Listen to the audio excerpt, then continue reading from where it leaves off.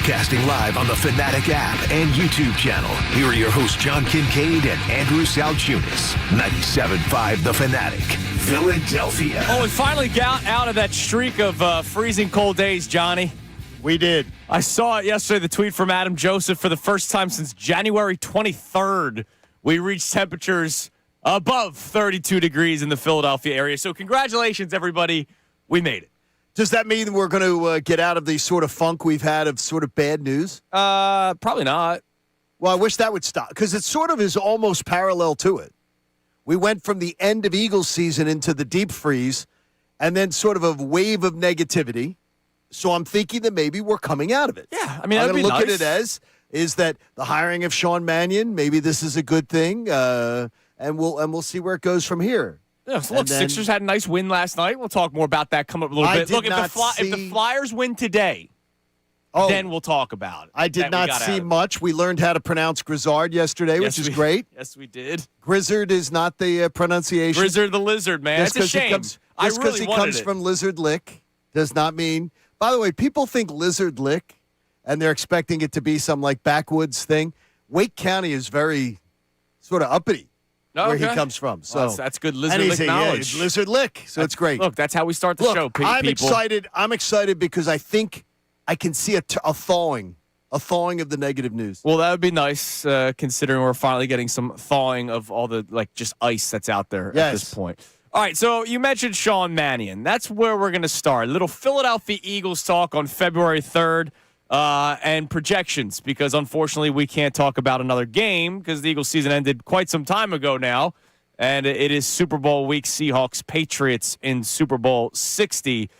Sean Mannion's an interesting hire. We've been talking about it since his name popped up, right? As that he was getting a second interview, and you understood that second interviews meant this is progressing toward a potential hire. Really, the only second interviews that the Eagles conducted, Mannion, Jim Bob Cooter, and Gerard Johnson, who was the quarterback's coach. They were the three that Texans. got the second interviews. And so you're going, all right, it's going to be most likely one of these three cats, and it ends up being Sean Mannion. And there's a lot of people around the NFL, people close to the Green Bay Packers, that speak very, very highly of this guy, how he's going to be a head coach in the NFL one day. And how he's going to be, and you mentioned it, the alpha male-like mentality that he has, where he doesn't take crap and hasn't since he was a player, since he was a backup quarterback in the NFL.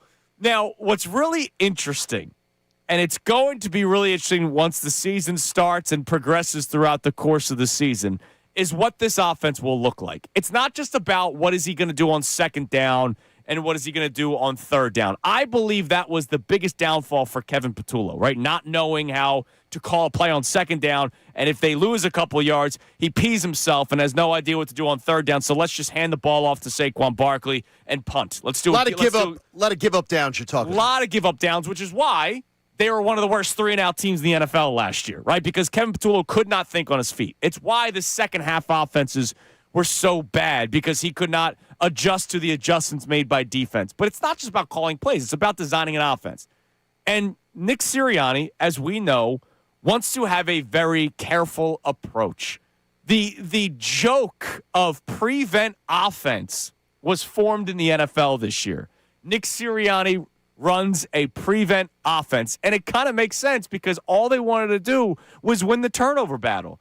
And that's great. Surface level. But as we talked about numerous times on this show throughout the course of the season, there are times you're going to have to take shots downfield. When your offense stalls and you allow the opposing team to have drive after drive after drive, and oh, by the way, your defense has to go on the field over and over and over again, you open the door for teams to come back in game. It's weird. It's like you said, the second and third down plays were really the downfall. But honestly, does that not mean that the first down plays every play was a downfall. To me, I don't remember an Eagles season, even when the Eagles were crappy, do I remember an Eagles season where they started out so many times, 2nd and 12, 2nd and 11, 2nd and 10. If you did, John, it was back in your younger days. Yeah, but I don't remember. Like maybe it's I don't remember it being that bad. Remember at one point, I think it was Benjamin Solak did the article that the Eagles' 3-and-out rate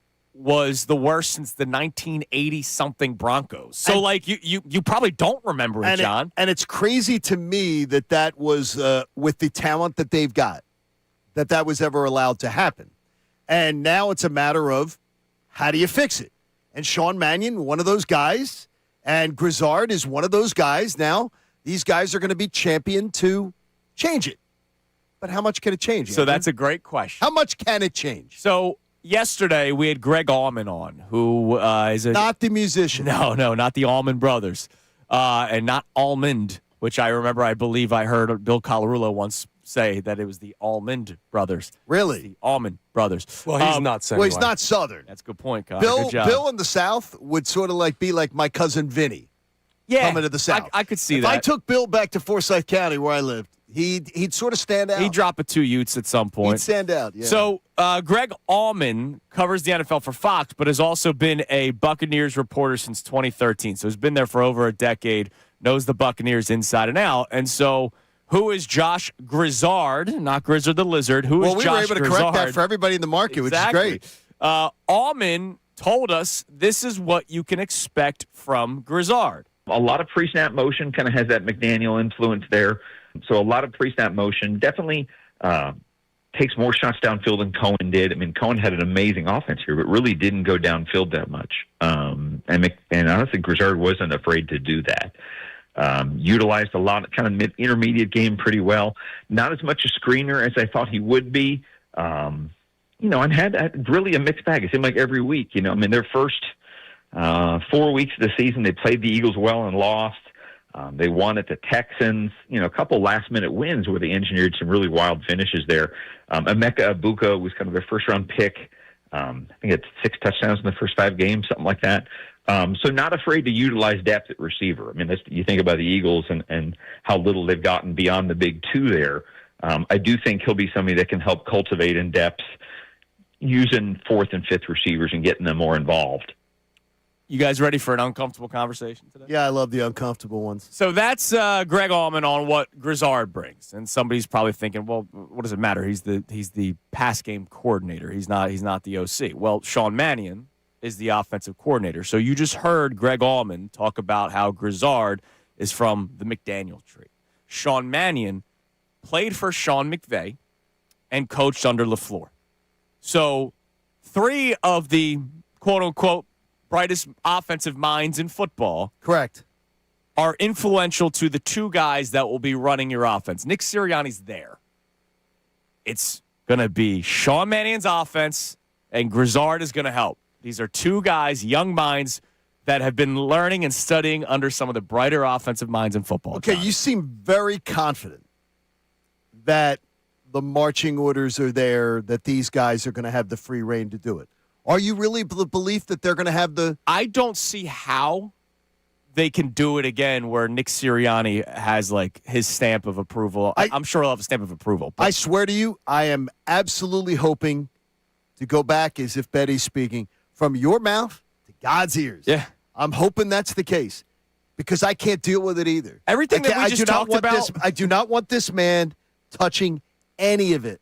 Everything that we just talked about before playing that clip, the prevent offense, all that kind of stuff. They know it too. It's not like Howie's sitting there going, wow, this guy Andrew on the radio is saying that we're very careful with our offense, with all this talent that we have, and our offense sucked last year.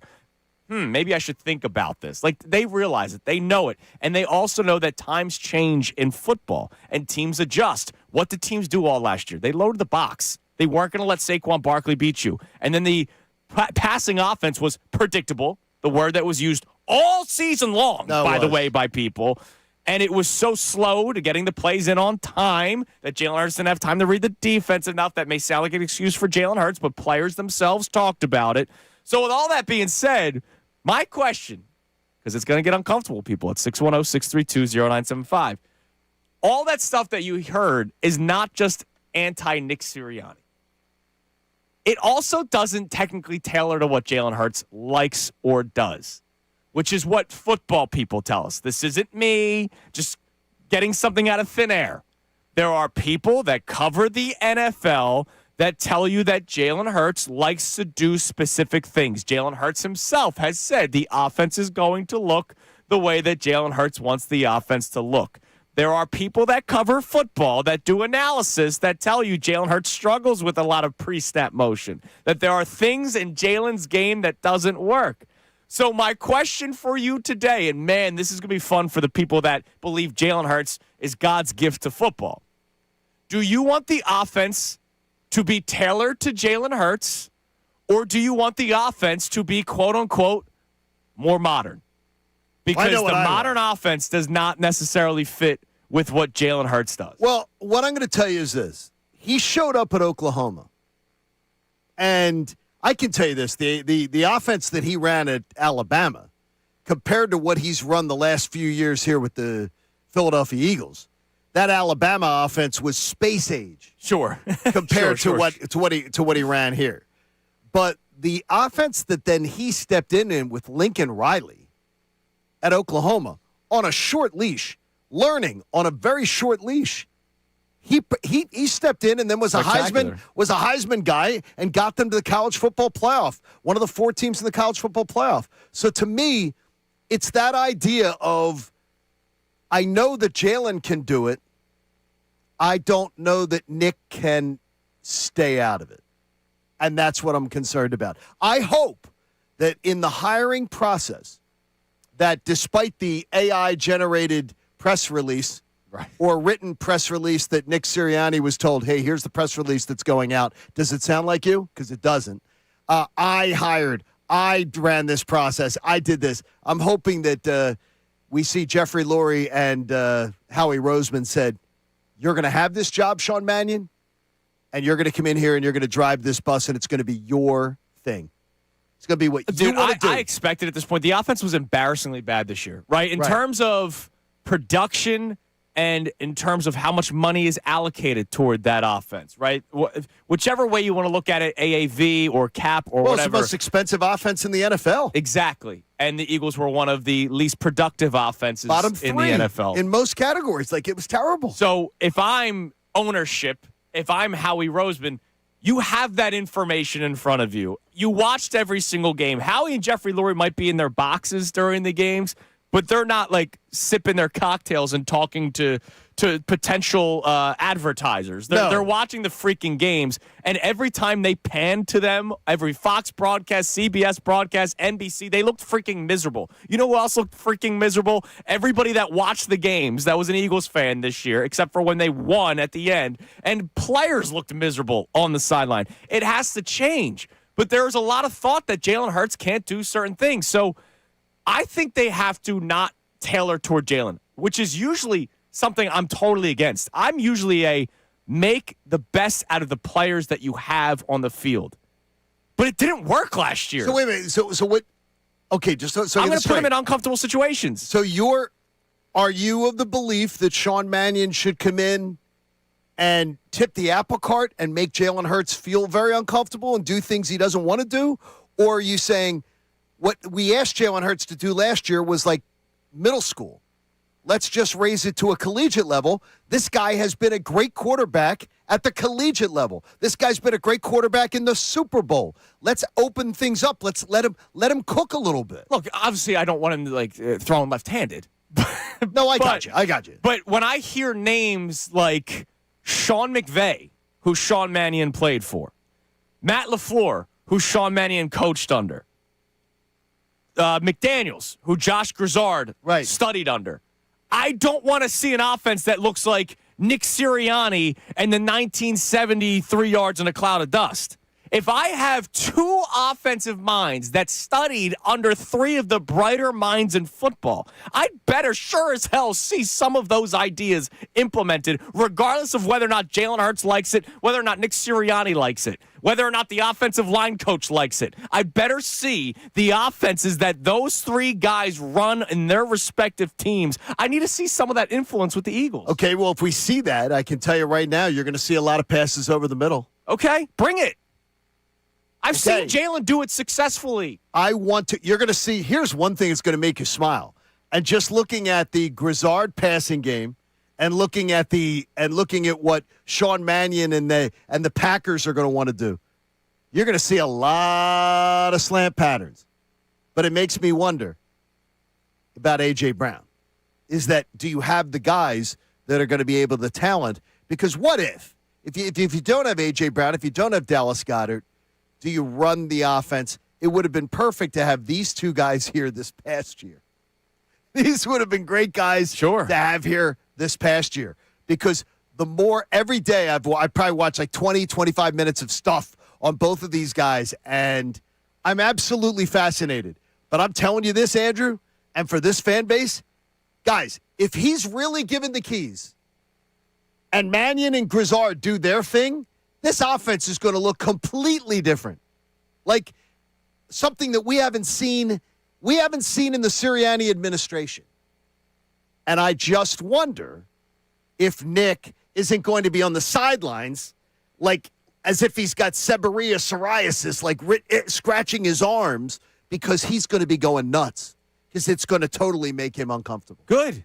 Make everybody uncomfortable. Okay, here's what I'm just saying to you.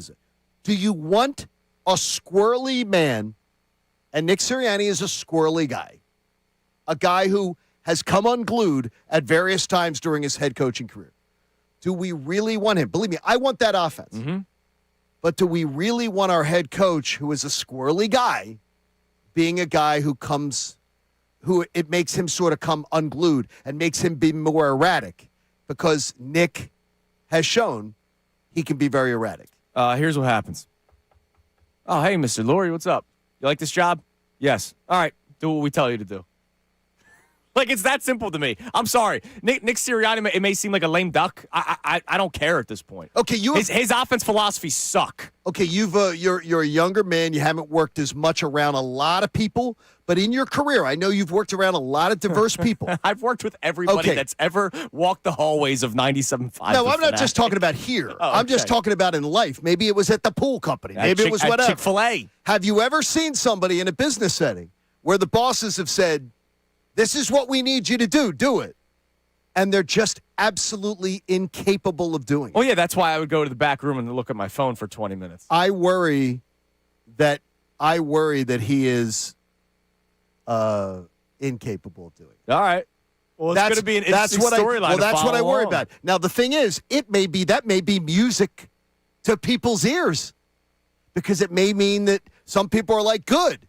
Nick has to adjust or fail. Sure. But I don't want to see 2026 as a wasted season. So, our question, maybe it's not just a Hurts one. You can text and you can call on 610-632-0975. Do you want the offense to be tailored to Jalen Hurts' strengths, to the things that Nick Sirianni likes, or do you want a complete makeover, which, by the way, may not work? It may not work with what Nick Sirianni wants, and there's probably somebody saying, well, I don't care what Nick Sirianni wants. But it may not work with what Jalen Hurts wants to do. You may be putting Jalen Hurts in a situation that he may not thrive in. And then that's going to cause a lot of questions about moving forward. Somebody on our YouTube chat, Stank You Up, chimes in. This season, you believe that Jalen may come knock on the door for extension this offseason. Oh, I do. Yeah. But Stank You Up was saying this season may dictate whether or not Jalen Hurts gets that extension because you're bringing in offensive minds that once more, I'll say it again in this open, studied under three of the brighter minds, according to football people, in LaFleur, in McVay, and McDaniel. So do you believe Stanky's saying this is more as much a referendum on him as it is Sirianni? Yes. I don't believe that, but I do believe that it is a referendum on them both, but I don't believe it's as much of a referendum on that. All right. I'm not saying Stanky's wrong. I may be wrong.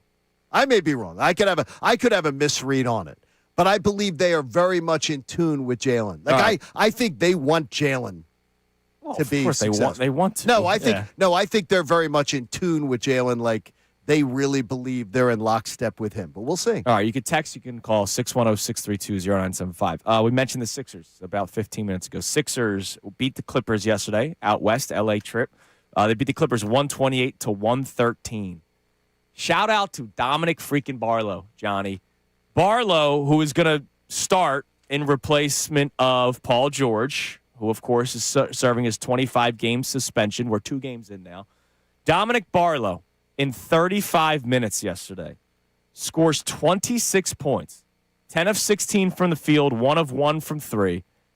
Also grabbed 16 rebounds for the Sixers yesterday. By far, the most rebounds by any player. Joel Embiid and Tyrese Maxey were the second leading rebounders on the team with 5. Rebounding has been a problem for the team this year. It has. Athleticism has been a problem for the Sixers for like a decade. You got that from a young guy. You're getting youthful energy, which is a perfect transition to what we're going to bring up in the next segment as well. A lead NBA front office insider from ESPN told us yesterday that he was intrigued by a Sixers-Bucks trade that involves the Sixers landing Giannis. We'll play for you next the latest reporting on the former MVP, and we get on the record about whether or not we want to do it today, even though we've been pretty clear with what we're saying. It's Kincade Salciunas, 97.5 The Fanatic. Now on 97.5 The Fanatic Sports Update. Trade deadline looming. I'm Connor Thomas, and the NBA trade deadline is just a couple of days away as the Sixers try and decide just how aggressive they will be in the wake of the Paul George suspension news. Deadline comes up this Thursday. NBA insider and former general manager Bobby Marks joined us yesterday and talked about how aggressive the Sixers could be at this year's deadline. You're still kind of right against the apron, so you're in a position where you're not going to be allowed to take back more salary. But yeah, I do think there's an opportunity. Yeah, listen, Daryl, he's made a trade every deadline, so I don't think they're going to stand pat here as far as where they are. So Bobby Marks thinks the Sixers will do something, but how big will that something be? We'll keep you updated as the deadline draws closer. Meanwhile, the team's still playing games. They took down the Clippers 128-113 last night. Tyrese Maxey's 29 points and 7 threes led the way to the win. They'll play the Warriors tonight at 10 p.m. You can hear that game live here on The Fanatic. Flyers host the Capitals tonight at 7 p.m. It's their penultimate game before the pre-Olympic break kicks in. You can hear that game live over on WMMR. Amy Fadul joins us coming up from the 8 o'clock hour to the end of the show. Dave Zangaro of NBC Sports Philadelphia joins us in 9:05 to talk about the latest with your Philadelphia Eagles. I'm Connor Thomas for the home of the Sixers, Flyers, and the Best Birds coverage, 97.5 The Fanatic and 97.5thefanatic.com.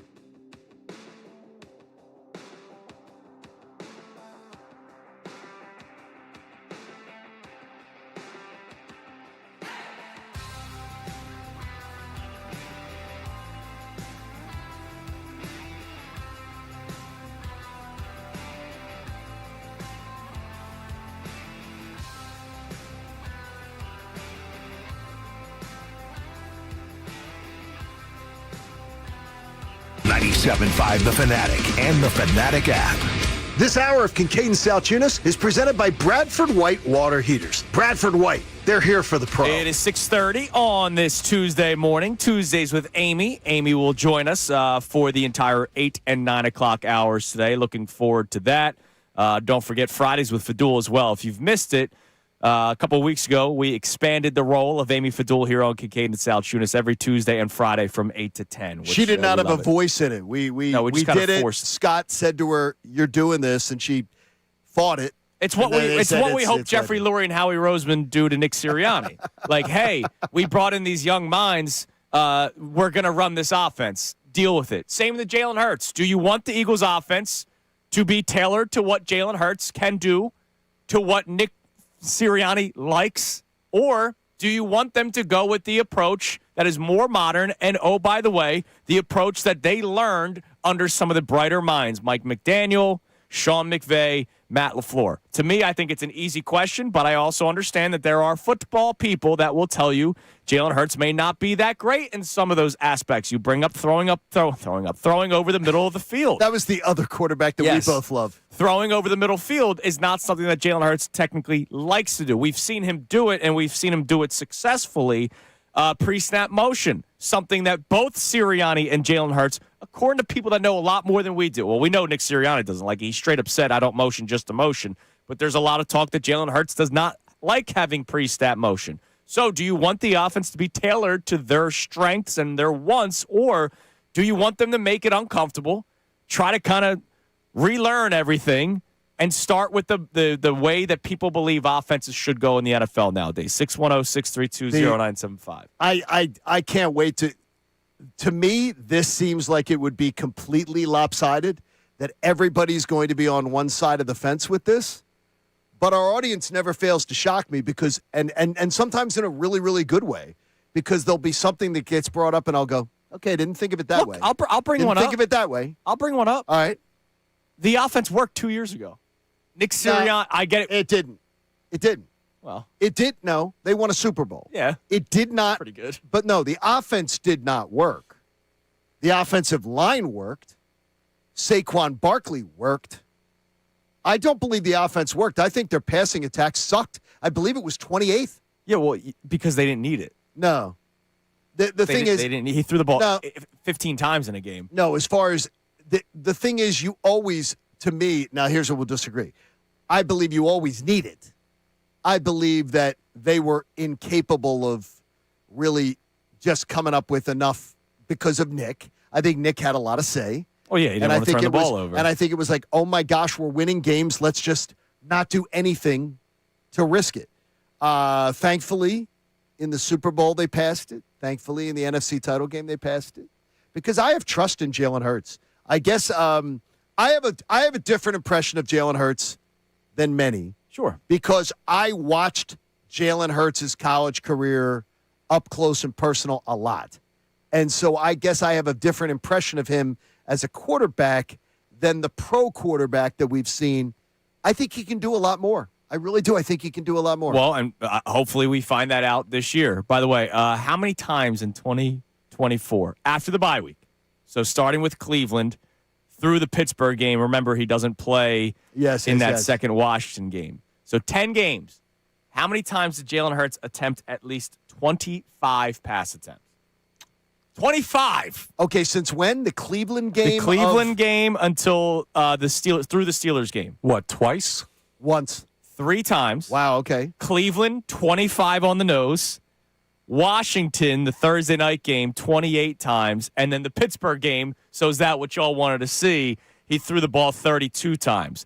But if we say how many times did he throw, at least 30 times in that 10-game stretch? Once. That Steelers game where it was almost like all right, guys, damn it, we'll show you that we can throw the football kind of game. I get it. The passing numbers were down, but part of it was because they didn't want to do it. And I think that's what it is. It's that he's won. I have a lot more faith in Jalen Hurts than I think, and I would believe, I'm going to even say now, maybe the majority of our fan base does. If you're saying greater than 50%, I think I have a lot more faith in him than a lot of the Yeah, fan no, base I think you're right. I think the I majority think a has lot of the fan faith. base is sort of, I think there are a lot of people that go, I wouldn't mind if it was this instead of that. right.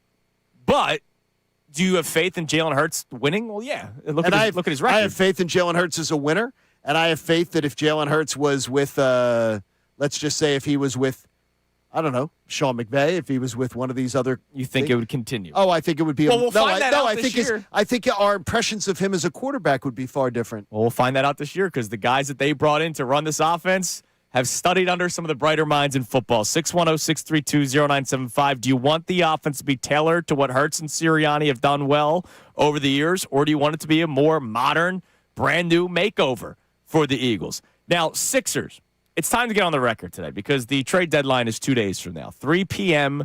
Thursday afternoon is the NBA trade deadline. Okay. Yesterday, we had Bobby Marks on from ESPN, former GM in the NBA, now their NBA front office insider, guy that breaks down cap and everything. He's a very, very bright mind, but also dumbs it down for all of us, which I really appreciate. It's why I like having him on the show.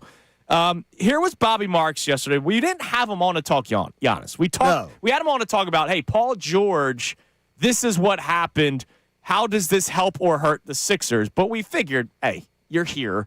Let's bring up Giannis. And this is what he had to say about the Sixers and Giannis Antetokounmpo. If you wanted to go out and get Giannis, and there's risk there. I know how great he is and where he is right now, but he's 31 and he's gone through a couple calf injuries, and you're going to have to pay him $70 million per year for the next 3 or 4 years, which is you guys have just gone through it, which is a big ask. But I do think if you want to dip your toe in the Giannis sweepstakes, it will cost you your rookie.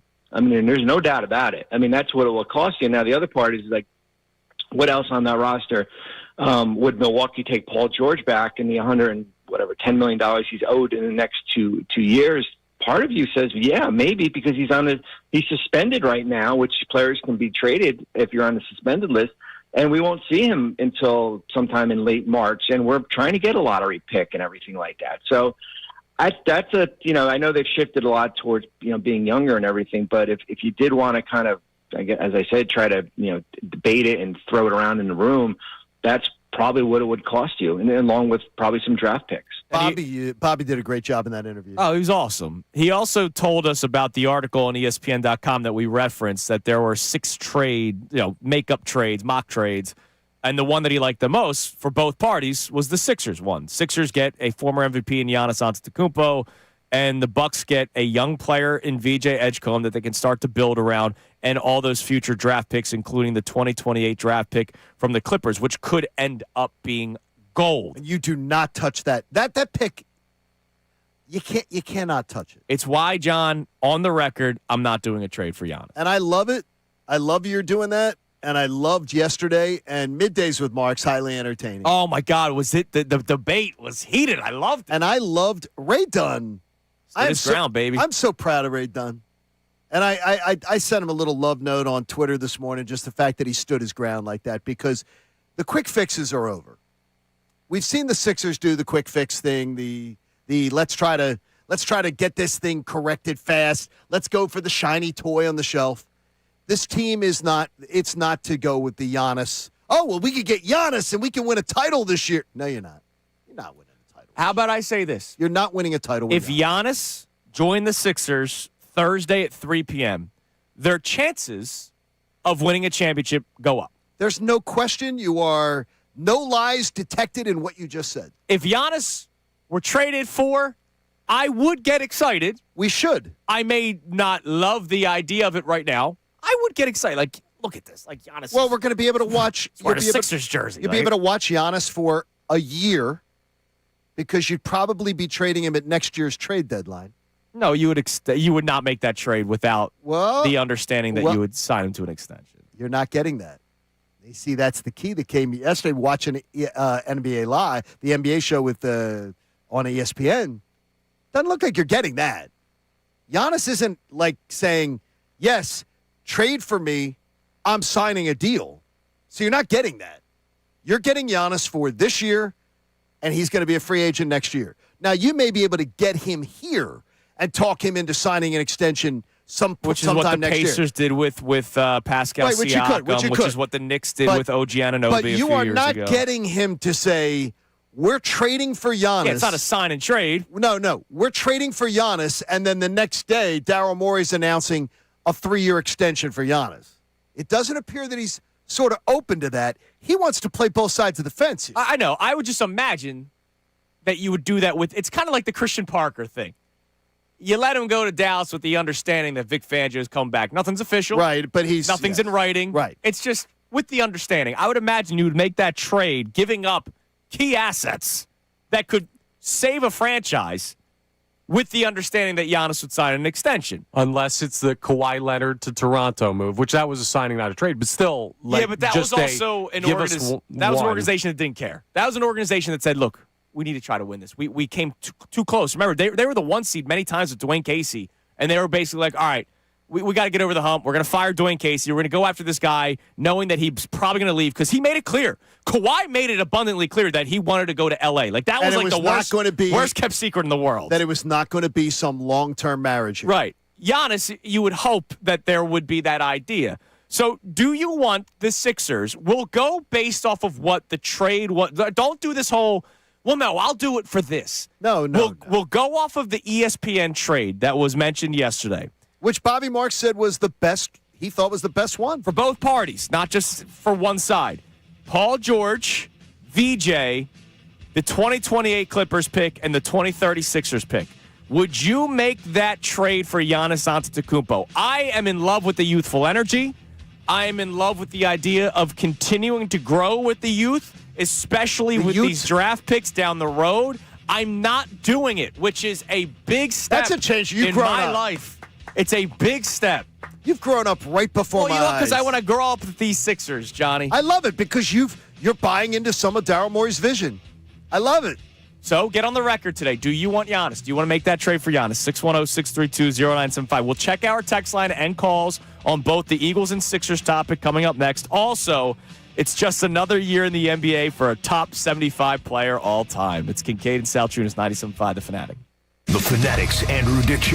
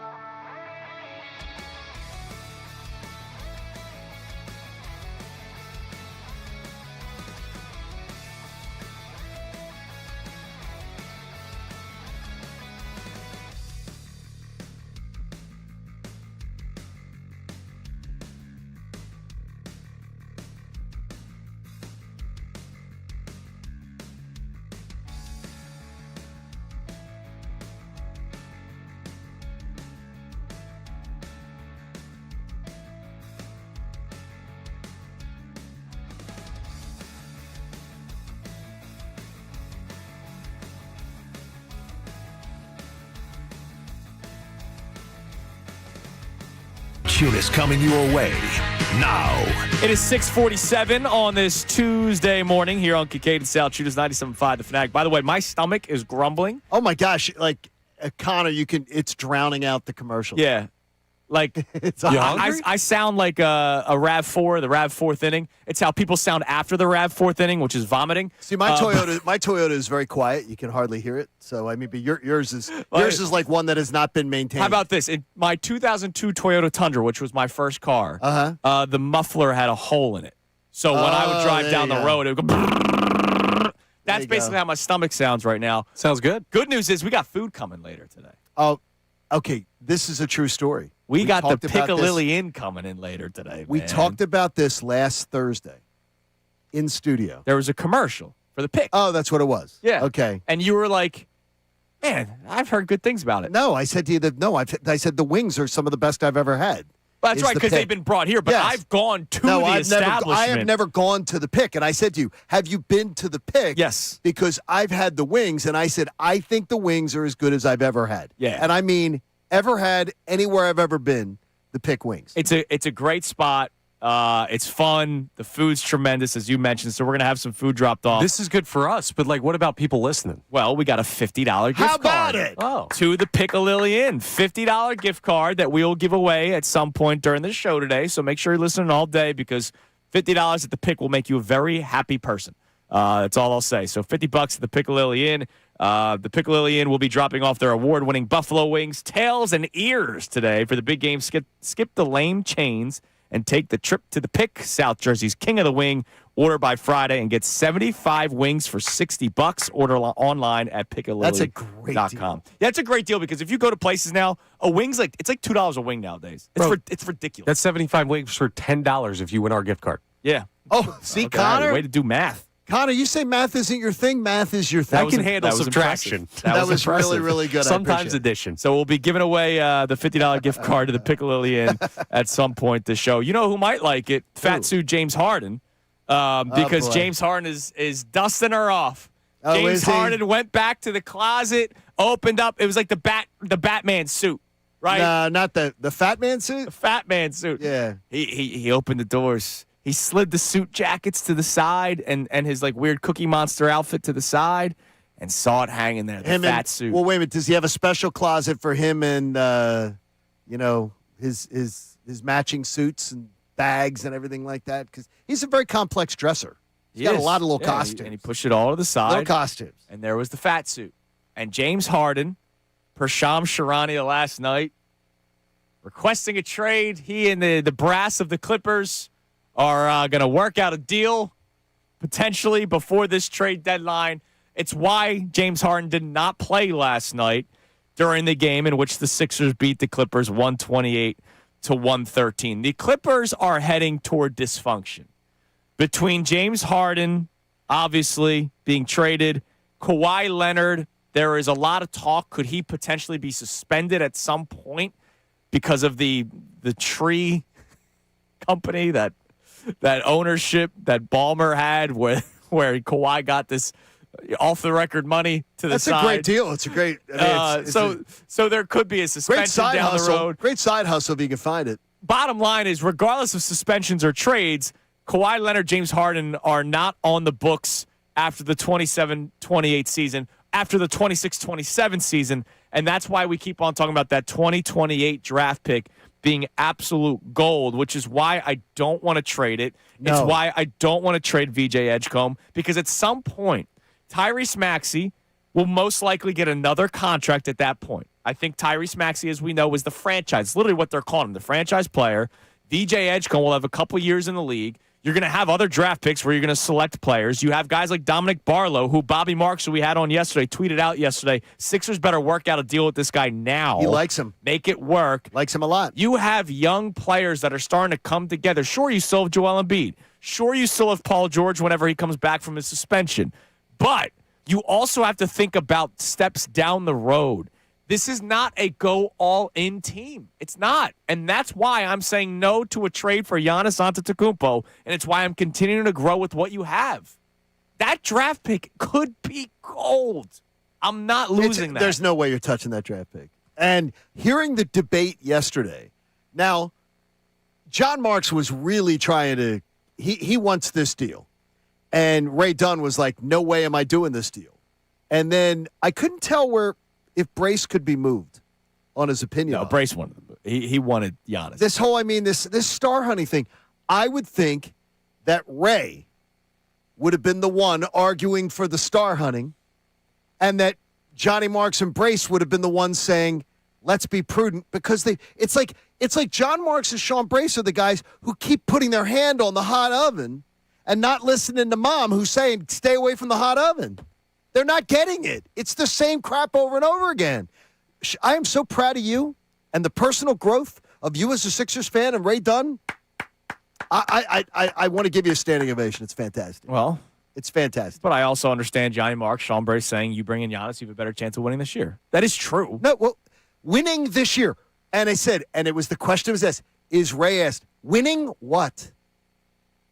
It's about winning a title. Yeah. It's about I don't want to hear that you're making a move to get out of the second round. Just because you've been pathetic and you haven't gotten out of the second round since 2001, don't trade away assets and just to get an embarrassing line off of your resume.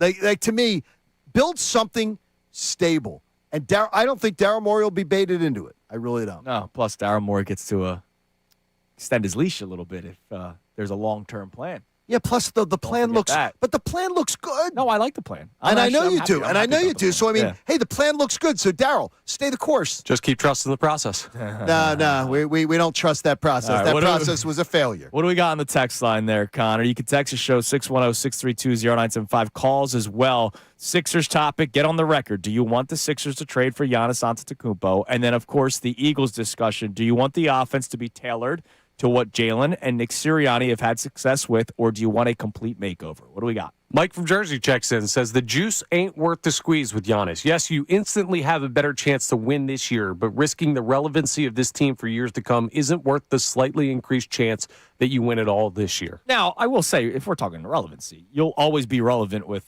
superstars. Yeah, you're going to get lots of airtime. You're going to get lots of relevancy you'll have. But to me, relevancy is down there. That's the way. So that's the way to go. Yeah. What else we got? We also have a check-in on our Eagles conversation. This texter says, I think people conflate being a great thrower of the football with being a great quarterback.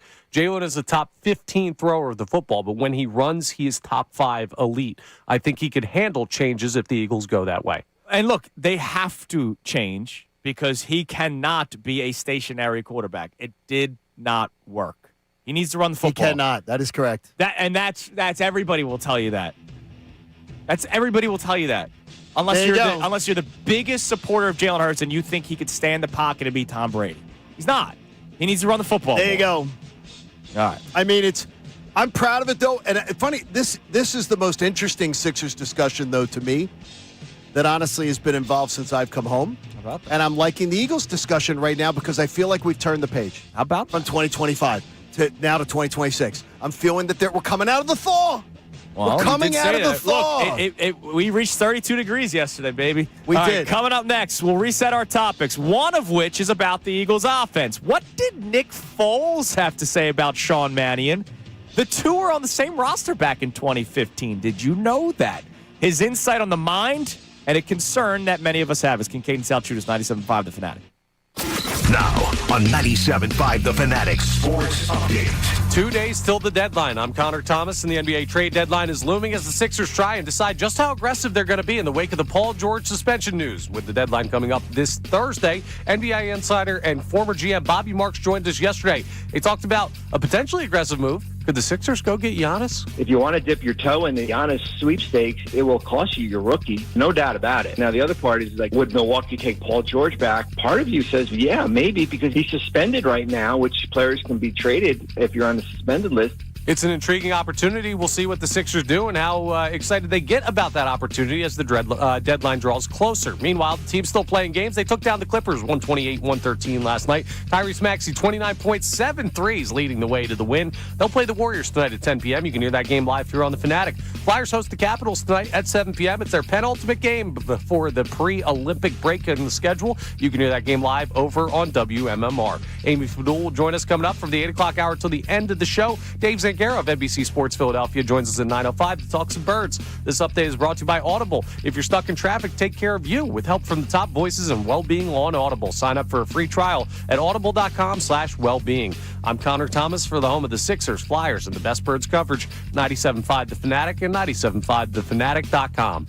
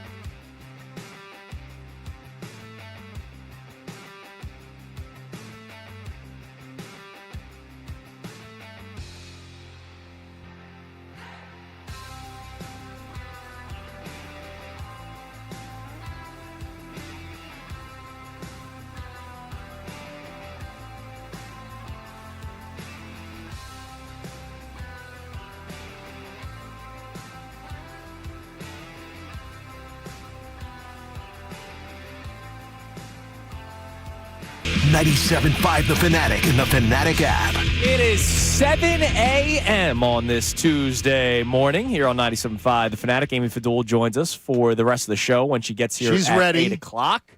Looking forward to that. Tuesdays with Amy, Fridays with Fadul. We appreciate her contributions to the show. We appreciate your contributions to the show. You can always text in or call in 610-632-0975. And, of course, we got the YouTube community. Shout out to our YouTube audience this morning. A lot of conversations going on about the Eagles' offense. One of our favorites, Renee, already. How is Renee? 2025's done. On the 2026, very confident. See, now the thing is that today is the first day, I guess, this conversation that I feel like there's a turning of the page. Because I really do want, there's nothing I want more than the turning of the page and the burning of the book. I want the whole Patullo nonsense and everything. Once he exits the building, which he might not. I think he's got to. He's got to. When they talk about bringing in new coaches, is what I figure that's when that's going to happen. What job title could you give Kevin? Like, let's from a serious standpoint. All right, let's not do Waterboy. What job title, even though it might work, could Kevin Patullo actually get? Because past game coordinator is Grizzards. Right. OC, as we know, is no longer Patullo's, and it's Sean Mannion's. Quality control control coach? Well, here's the only thing. That was what Press Taylor was when he was the one that brought the Philly special right to the table for Super Bowl 52. Here's the only problem. There's no way if I'm Sean Mannion that I'm trusting in my first offensive coordinator job, I'm trusting the failed offensive coordinator to be my quality control guy. Because the last thing he knows is quality offense. Well, you're technically trusting a failed offensive coordinator to be your passing game coordinator. No, he's not a failed offensive coordinator. Got canned. He's not. That doesn't make him a failed. He is compared to Kevin Patullo. Yeah, you would have taken. Compared to Kevin Patullo, we take it any day. He's not a failed. No, every coach has been fired. Like every coach gets fired, so you're not. That doesn't mean you're failed. Andy Reid is not a failed coach in Philadelphia because he got fired. I mean, it doesn't mean you're failed. Kevin Patullo is a failed coach. There's a difference between that. Sean Desai was a failed defensive coordinator. There's a difference with how guys go out. To me, I would never trust him with quality control because he's got to have somebody's eyes on it that understands how he wants it to look. You're double checking the work of the people you work for. So Kevin, Mannion has to have somebody in that job, and Grizzard has to have somebody in that job that they know. Here's what we're trying to implement. You have to understand what we're trying to implement and double check our work. It's like you're proofreading. Dawood says he wouldn't even trust Kevin Patullo with a mop. Oh, come on now. All right. One of our topics. Dawood, come on now. One of our topics today is whether or not you want to see the duo of Sean Mannion and Josh Grizzard tailor their offensive beliefs to what has worked in Philadelphia, with what Jalen Hurts likes to do, which is definitely what Nick Sirianni likes to do, or do you want to see a complete makeover? Now, let's talk about this for a second. We'll get to a call, and then you'll hear from Nick Sirianni. Nick Foles. Two totally different people in terms of lore in Philadelphia. Yeah, they are.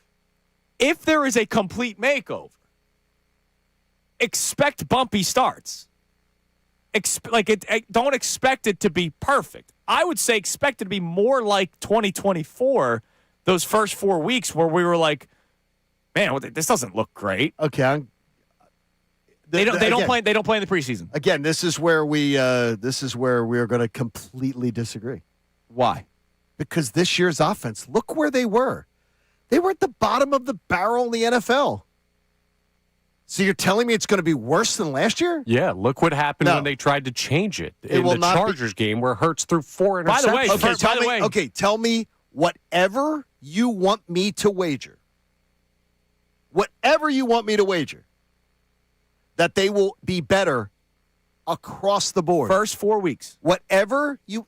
There's going to be first 4 weeks. There's going to be... We're not going to compare first 4 weeks to first 4 weeks. We're comparing... This first 4 weeks to the offense the Eagles had last year. It's going to be a bumpy road. Like, they don't play in the preseason, so Jalen Hurts is going to have to learn a brand new offense, right? Most likely. Correct. We think. No, we hope. No, I got you. We hope. It's a brand new offense. We're hoping for that. So the first 4 weeks, how many times the players themselves say it? It's the continuation of the preseason. It's not going to be pretty, I don't think. Last year's offense with Kevin Patullo, that team still was better the first 4 weeks than they were in any other month the rest of the season. Right, because defenses figured things out. No, but they were better in the beginning. I know they were. Yeah, because they were doing similar things to what they did the year before. And then defenses caught on. I got you. It wasn't a bumpy ride. It doesn't necessarily mean it's going to be a bumpy ride. I'm telling you right now. I'm saying compared to 2024 was the bump. Remember, the first 4 weeks of 2024, Sirianni got fired. I'm telling you right now, I believe, and I'll put anything on it that you want, that we're going to come out and go, the offense looks distinctly better across the board everywhere. From the first month, we're going to look at the first month because it was that terrible. They were that bad. They were at the bottom of the league in passing. Sean Mannion's going to come in here. If he has them in the first month, 20th in passing, 21st in passing, it is a huge jump. Yeah, it's still bumpy. Like 21st is not like some. Wait a minute. When you were 30th, yes, it is. No, I'm just Johnny, all I'm saying is it's going to be bumpy ride. Like I don't think it's going to be like crisp. The first 4 weeks. But if you go, I don't know what the argument is. If you go from the bottom of the league to 20th, it's a huge jump. It'll be better, but that doesn't mean it's not bumpy. If you crash the plane and if you land it without landing gear, both are still bumpy landings. Yeah, that's all I'm trying. That's all I'm trying to say. If Jalen Hurts is all of a sudden being asked to have a spread offense and he's going to be doing all these different things that he hasn't done the last couple of years, I'm not saying whether or not it's going to look better. I'm just saying it's going to be bumpy early on. They were the fourth worst passing team. Sean Mannion will come in here in his sleep and have them better than that. He'll have them better than that distinctly, and people will go, oh, okay, this is looking better.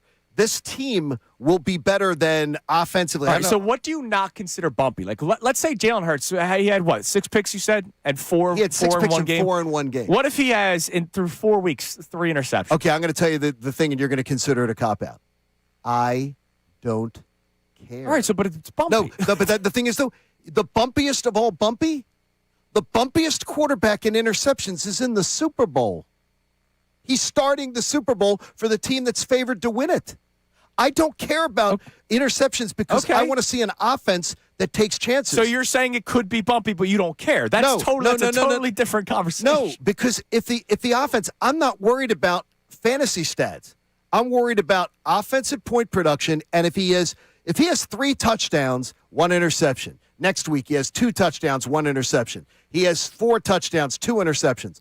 I'm not as worried about that while he's learning the offense. I don't care if we're 6 weeks into the season and he has 6 interceptions, where he had 6 interceptions all this year. I'm not going to consider that bumpy if the offense is flowing, putting points on the board as he's going along, and they're distinctly better. The passing game is exciting. They're getting it down the field. Defenses are saying, wow, this is a dynamic passing offense. When you take chances, you're going to make mistakes. Yeah. They are not. The reason this offense was so bad is that I don't think it's going to be a bumpy ride because they're going to take chances. The quarterbacks that look, nobody says Josh Allen is a bumpy ride because he throws interceptions. Nobody says that the number one bumpy quarterback in the NFL starting the Super Bowl and he's favored to win it. Sure. I'm not saying it's a bad thing. No, I'm just trying to say that I think early on in the season there's going to be a learning curve for Jalen Hurts in what we believe will be a makeover offense. You think people are going to be complaining? When you say bumpy ride, though, am I mischaracterizing you that people will be complaining about it? When you hear a bumpy of course you're ride, going to get people complaining, but I'm not saying it's the Philadelphia Eagles. I think people will be celebrating it. Okay. I think people are going to, if they see the Eagles throwing the ball all over the field, having a dynamic passing offense, I don't think that they're going to come in here, that we're going to have people complaining going, yeah, but Hurts threw an interception. Hang on. Earlier in the show, you said the Eagles' passing offense didn't work in the year they won the Super Bowl. People are going to complain. They didn't use it. They didn't use it, Connor. This is my point. Even when they win, people are going to complain. Yeah, but they didn't use it. Is that this is what people have been clamoring for. How could you have all this offensive talent and not use it? The fans have been thirsty for this. And God, I'm telling you right now, I don't know. Speaking to 3 people, 2 people think A.J. Brown told me they think A.J. Brown's gone. Yeah. They think it's over. Yeah. One person told me they think that it still could be talked into. That Mannion potentially could talk A.J. Brown back. That they could, between Mannion and Grizzard, they could potentially talk him back in a good. They probably want him back. Oh no, I'm sure they do. Yeah, we all do. I'm sure they do. And all this talk about A.J. Brown, it's like people think we want him traded. All this talk about A.J. Brown, whether or not he's going to get traded, we all want him back. And by the way, his teammates, he's very, very popular. Like, he's very popular. He's not. This isn't a situation where T.O. had alienated a lot of teammates, and there were problems with teammates. A.J. Brown is popular with a lot of his teammates. I think that if he came back, they could take the lid off this thing. We sure hope so. I mean, it would be fun. All right, so what does Nick Foles have to say? Nick Foles, back in 2015, as you guys may remember, was the starting quarterback of the St. Louis Rams. Now, that's shocking. And they drafted a quarterback by the name of Sean Mannion. So Sean Mannion was a rookie quarterback in that QB room. 5th round? Maybe something third? like that? Maybe 3rd. Wow. Sean Mannion was a 3rd-round pick, 89th overall by the St. Louis Rams. Now, you're talking about a 4-year starter in college. So he was a guy who played a lot of college football. Mm-hmm. But I'm a little surprised. I don't remember him being a 3rd-round pick. The next quarterback off the board in that draft, 4th round, New York Jets, Bryce Petty. Oh, wow. Oh, my God. What a name, huh? That was the next quarterback off the board in that draft class. There's a good one. Here was Nick Foles talking about his former teammate in Sean Mannion. Third-round pick, a rookie in St. Louis when you were with the Rams. So you have a little bit of history with him. I do. He, very impressive rookie, one of the more impressive rookies I've ever been around. You could tell right away with his work ethic, his knowledge of football at that point. And honestly, he always, sort of, I don't know if you liked it when I said it, but it seemed like he had a photographic memory with his ability just to recall things. Either that or he just constantly was, studying, prepping, flashcards, whatever it may be. But you could tell he was really diligent. And then, got into the coaching world the last couple of years. And you knew he'd always be a guy that would climb the ladder, but I feel like he's climbing it quicker than I thought. And with the Philadelphia Eagles, which we just did a podcast earlier today, talking about who they should go with. So a unique hire. So he basically said what everybody says about him. Guy's a fast learner, can take in a lot of information. He said photographic memory. See, now that's a crazy thing. Yeah, and that he thought at some point he's going to be a coach. By the way, Nick Foles' podcast, The Season, but spelled S-Z-N, The Season. So that was him talking about Sean Mannion. Like, the guy's an impressive guy. We all kind of expected this at some point, going back to when he was teammates with him 11 years ago. And again, 11 years ago. Yeah, and again, like the McVay commentary that he was one of the mouthiest quarterbacks in a quarterback room that he had seen. Right. As far as McVay likes a loud quarterback room, and he was very vocal and very involved. Right. And so this is a guy who is a alpha as far as his opinions, as far as voicing his opinions, being engaged. So that's a good thing. Now, that's a good thing. Nick Foles, that's high praise. It is high praise. Now, last week when we talked about it, I liked the hire more than some of the other names. I addressed my concern of a guy that's never called plays before, Sure, right? absolutely. The clock ticking and all that kind of stuff. I was called a dumbass by one of our listeners because, oh, my That God. tracks. Kellen, Yeah, it does. well, Kellen Moore in his first year, and I was like, that doesn't mean anything. Well, It could or it may not. We don't know. I completely discount, and what I'm saying is, and I wasn't the person who texted you, the dumbass. I might have texted you on another thing. But the idea of, I don't believe a 4-year college starting quarterback is going to be intimidated in the least about getting a play call in. Sure. These guys, he played as a freshman in a Power 5 conference and faced live bullets in one of the most complicated offenses in college football. This is a smart guy. Mm-hmm. I don't think a play clock is in the least bit going to intimidate him, slow him down, cause him to be able to I'm just saying it's no guarantee that he's going to be like some top 5 OC. No, which not right off there the are bat. some people that's crazy. that think right away, Well, that's crazy. well, we've seen it before. It's like, okay, I've also seen failures before. Like, And if we're doing that argument, like, and it doesn't mean that year one, too. It doesn't mean that year one. Right. Sean McVay, year one, wasn't Sean McVay. yeah, I don't want to hold him to like the standard of it has to be this way early on. So here's Nick Foles addressing the concern about the first-time play caller. The thing that came to me, and this is no disrespect to Sean, this is just what it came to me was, it's like giving your 16-year-old who just started driving a brand new Lamborghini. That's what the Eagles offensive, they got like a Lamborghini of players, and now, this is his first time driving. He's got the keys. Now, maybe he's a child prodigy that's been doing race cars in the backyard and doing donuts, and you have no idea, and he can drive drive that thing like a madman. Only time will tell. Yeah, so we won't know. We're not going to know anything. We're not going to know anything, which is why I can have intrigue by the hiring and still go, I just hope that this doesn't happen, like these bad things, considering the roster.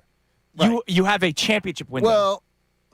Well, you got to show me the roster. Right, we got to know, is A.J. talking Brown there? If Dallas Goedert's not there, if Dallas Goedert's not there, if A.J. Brown's not there, if, God forbid, Lane Johnson retired, this isn't a Lamborghini. Right, it could look like a Lambo with a lot of spare parts that are broken. I think it would much more look like a very dependable Toyota offense. My 2013 Honda Civic? No, not Carlos, who is held together by rust. Dependable. I get here every single day. Connor, I think it's held together by rust and dirt. Listen, he drives it. It works. I get It here does, every but day. No, if that's our offense, there's no chance. There's of only Super like Bowl. 7 lights on my dashboard right now flashing. That's Like, pretty we're- good. we're- You're down from 10. we're doing pretty good. Now, See, that's like the Sean Mannion progress, Connor.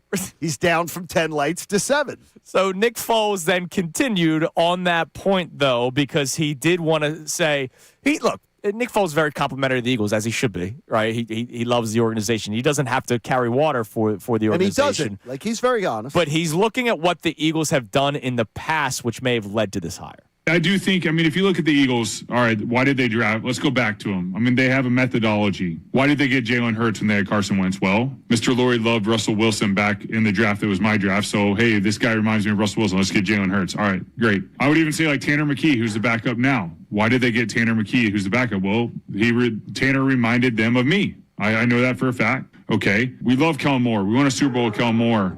You know what? Sean Mannion, if there was anyone out there that is the next Kellen Moore, it's Sean Mannion. So let's go get him. We know that. So they're going back in the history of what's worked for them.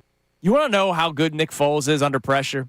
My man's got a barking like pit bull in the background. He's still going. That noise, he blocks it out. That's why he's a Super Bowl champion. I think it's a big cement head lab. The dog. I've seen the dog on some of the. It's why he's the Super Bowl champ. He didn't crumble under the pressure. He could have said, you know what, hey honey, you got the dog. No, he kept going, man. And I appreciate that. We have been, we were cheated, I think, a bit by Nick not being a starting quarterback for his whole career, because he's really bright. He's really talking the game. Well, how are we cheated? Because he did go to Jacksonville and he wasn't good. He did go to the Rams. I'm saying is that good. we didn't get to hear him. We didn't get to hear him talk the game as much, because when he talks the game, he's really he's that's what I'm saying. Is we didn't get to hear him talk the game enough. Well, now you can listen to the season podcast. Yes, you can. I've listened to clips. I've not listened to it as much, but so we'll see. But he gave it. Hey, look, this is what the Eagles do. The Eagles have a belief, and look, the belief's worked. But if they miss out on the one guy they're looking for, they go shopping for a guy who reminds them of the other guy. That's an interesting approach. Yeah. That Nick Foles talks about. All right, let's go to Scott in West Philly. What's up, Scott? Morning, fellas. Good morning. The convo was rolling today, man. I didn't even realize I was on hold. It was so good, man. Oh, thanks, brother. We Thank appreciate it. So I'm with John today. I mean, John's on fire. First, Jalen Hurts. Do you remember his stats at Oklahoma? He was T.D. Wade had his best season with Jalen Hurts. Jalen Hurts balled out with Shane Steichen. So most teams build their offense around the quarterback. Otherwise, you don't believe in them. I think as long as the other guy stays out the way, Jalen Hurts can do those things that they say he can't do. We've seen him do it. So this idea that, like, oh, he doesn't want to do these things, we've seen him do it. Give him a chance. Lincoln Riley, speaking, and I've interviewed Lincoln back during that time frame, Lincoln Riley raved about Jalen Hurts. His football IQ, his ability to survey the field and make the quick hits, and that was that Oklahoma offense. He had to be able to make quick throws and quick decisions. Lincoln Riley loved him in that offense. And last thing, I know it'll be bumpy. Like, there's a difference, but to John's point, and I'll go, there's a difference between crashing a plane and having a bumpy landing. Like, we're coming from the basement. I'll take whatever I can get at this point. It can only go up from here. We're coming from the airline that you have to pay $50 a bag to one where we're going to be able to get peanuts and that sounds nice. Thanks for the call, Scott. You, we appreciate it. This is already paying enough money. I might as well get something out of it. Can't do the peanuts anymore because of the allergies. You got to get the crackers, right? No, nuts are still allowed. Oh, are they? Yeah. Oh, that's why you can still fly. Yeah, it's a good setup there. Yes. Do you miss me being sick? Are you allowed? By the way, I thought about that yesterday. It's so weird you brought that up, Connor, because you were racing to bring Coop his PB&J. Yes, you're allowed to still bring peanut butter. There was a time when Liv was a kid. Yeah, so she's 22. There was a time where they were like, "No, don't bring peanut butter." No, my son's daycare. You're allowed to bring people. I understand. Like one of my friends has a severe peanut allergy. Well, don't they have to just carry the EpiPen when she got to real school, when she got to like kindergarten and first grade and all that? Then the kids who had the allergies had to have the EpiPens. Yes. So that's how So other kids weren't told you can't have peanut butter. Yeah. You just had to have the EpiPen. He's got the peanut butter every day. Every day is a PB&J. He's like his father. PB&Js are solid items, man. You even brought him to the hotel. I did. I brought 2. And beers. I brought more than 2. All right, coming up next. An interesting point was made during Middays with Marks yesterday about the idea of trading for Giannis. I think where you stand with the Sixers is how you will answer this question. We'll discuss more about that. We'll check our text line because we have both Sixers and Eagles topics on the table today. It's Kincade and Salciunas. Amy joining us coming up at 8 o'clock for the remainder of the show here on 97.5 The Fanatic. I love having a Bradford White water heater. We had to have the glass doors on our shower and our master bath like recaulked with caulking yesterday, so I had to go shower in another room. Well, the Bradford White water heater still delivered all the hot water I needed today. It was absolutely awesome. When you want efficiency, when you want dependability, when you want top performance year after year, you want a Bradford White water heater because they got the finest components from around the world. I heard Sean Brace saying yesterday, sometimes he's got cold water, then he's got hot water, then he's got it getting cold again, then he's got it getting hot again. He needs a Bradford White. Their new Infinity tankless models and Aerotherm hybrid heat pump models are great, but he may just want one of those dependable 25, 50, or Mac Daddy 75-gallon Bradford Whites too. Whatever your home or your business needs, Bradford White's got them. You're not going to find them in a big box, one of those big box stores. A plumbing professional will bring them to your home. How do you find that plumbing professional? Go to bradfordwhite.com, find that pro. They'll bring you right to your home. They'll install it for peak efficiency, and then you will know what I already know. How you heat your water, it matters. Hope Sean Brace is listening. We can get him a Bradford White because, Bradford White's the best. They're local. They're the best. bradfordwhite.com. Now on 97.5 The Fanatic Sports Update.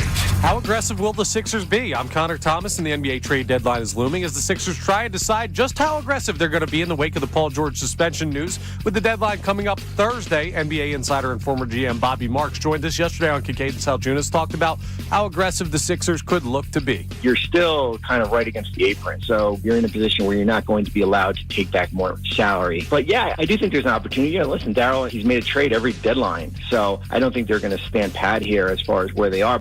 So not standing pat, but how big is the move? How impactful? We'll keep you updated as the deadline draws closer and some big names get out there on the market. Meanwhile, the team's still playing games. They took down the Clippers 128-113 last night. Tyrese Maxey, 29 points, 7 3-pointers. He led the way to the win. They'll play the Warriors tonight at 10 p.m. You can hear that game live here on the Fanatic. Flyers host the Capitals tonight, a 7 p.m. puck drop. It's the penultimate game of their pre-Olympic break schedule. You can hear that game live over on our sister station, WMMR. Amy Fadul joins us coming up in the 8 o'clock hour. Till the end of the show, she'll stay with us. And Dave Zangaro of NBC Sports Philly joins us at 9:05 for the latest on the Eagles. This update is brought to you by the Positive Coaching Alliance. Questions about youth or high school sports? Positive Coaching Alliance can help. PCA, a national nonprofit organization, develops better athletes and better people through youth and high school sports. Info at positivecoach.org. I'm Connor Thomas for the home of the Sixers, Flyers, the best birds coverage. 97.5 The Fanatic and 97.5thefanatic.com.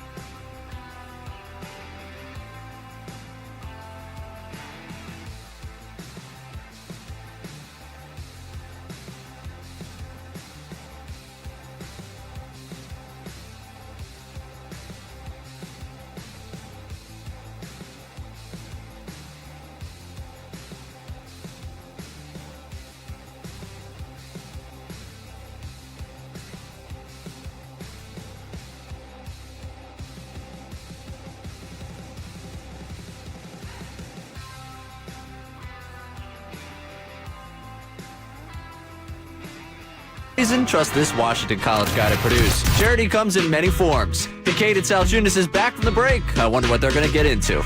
7 a.m. hours brought to you by the BetParx online casino and sportsbook app. Live bet sports on the BetParx app. Play all your favorite casino games. There's always another way to win on the BetParx online casino and sportsbook. Got to be 21 in Pennsylvania, Jersey, or Maryland. Gambling problem? Call 1-800-GAMBLER. All right, in about 15 minutes time, we have today's headlines with Connor Thomas. I just sent him another story. Johnny, back-to-back days. I'll let Connor run. Are you letting Connor ever do his own segment? Well, no, he's just helping. I said, hey, do you? Because I was going to bring it up right now. I saw something during the break. I said, hey, do you need something for headlines? He goes, yeah, I could use one more.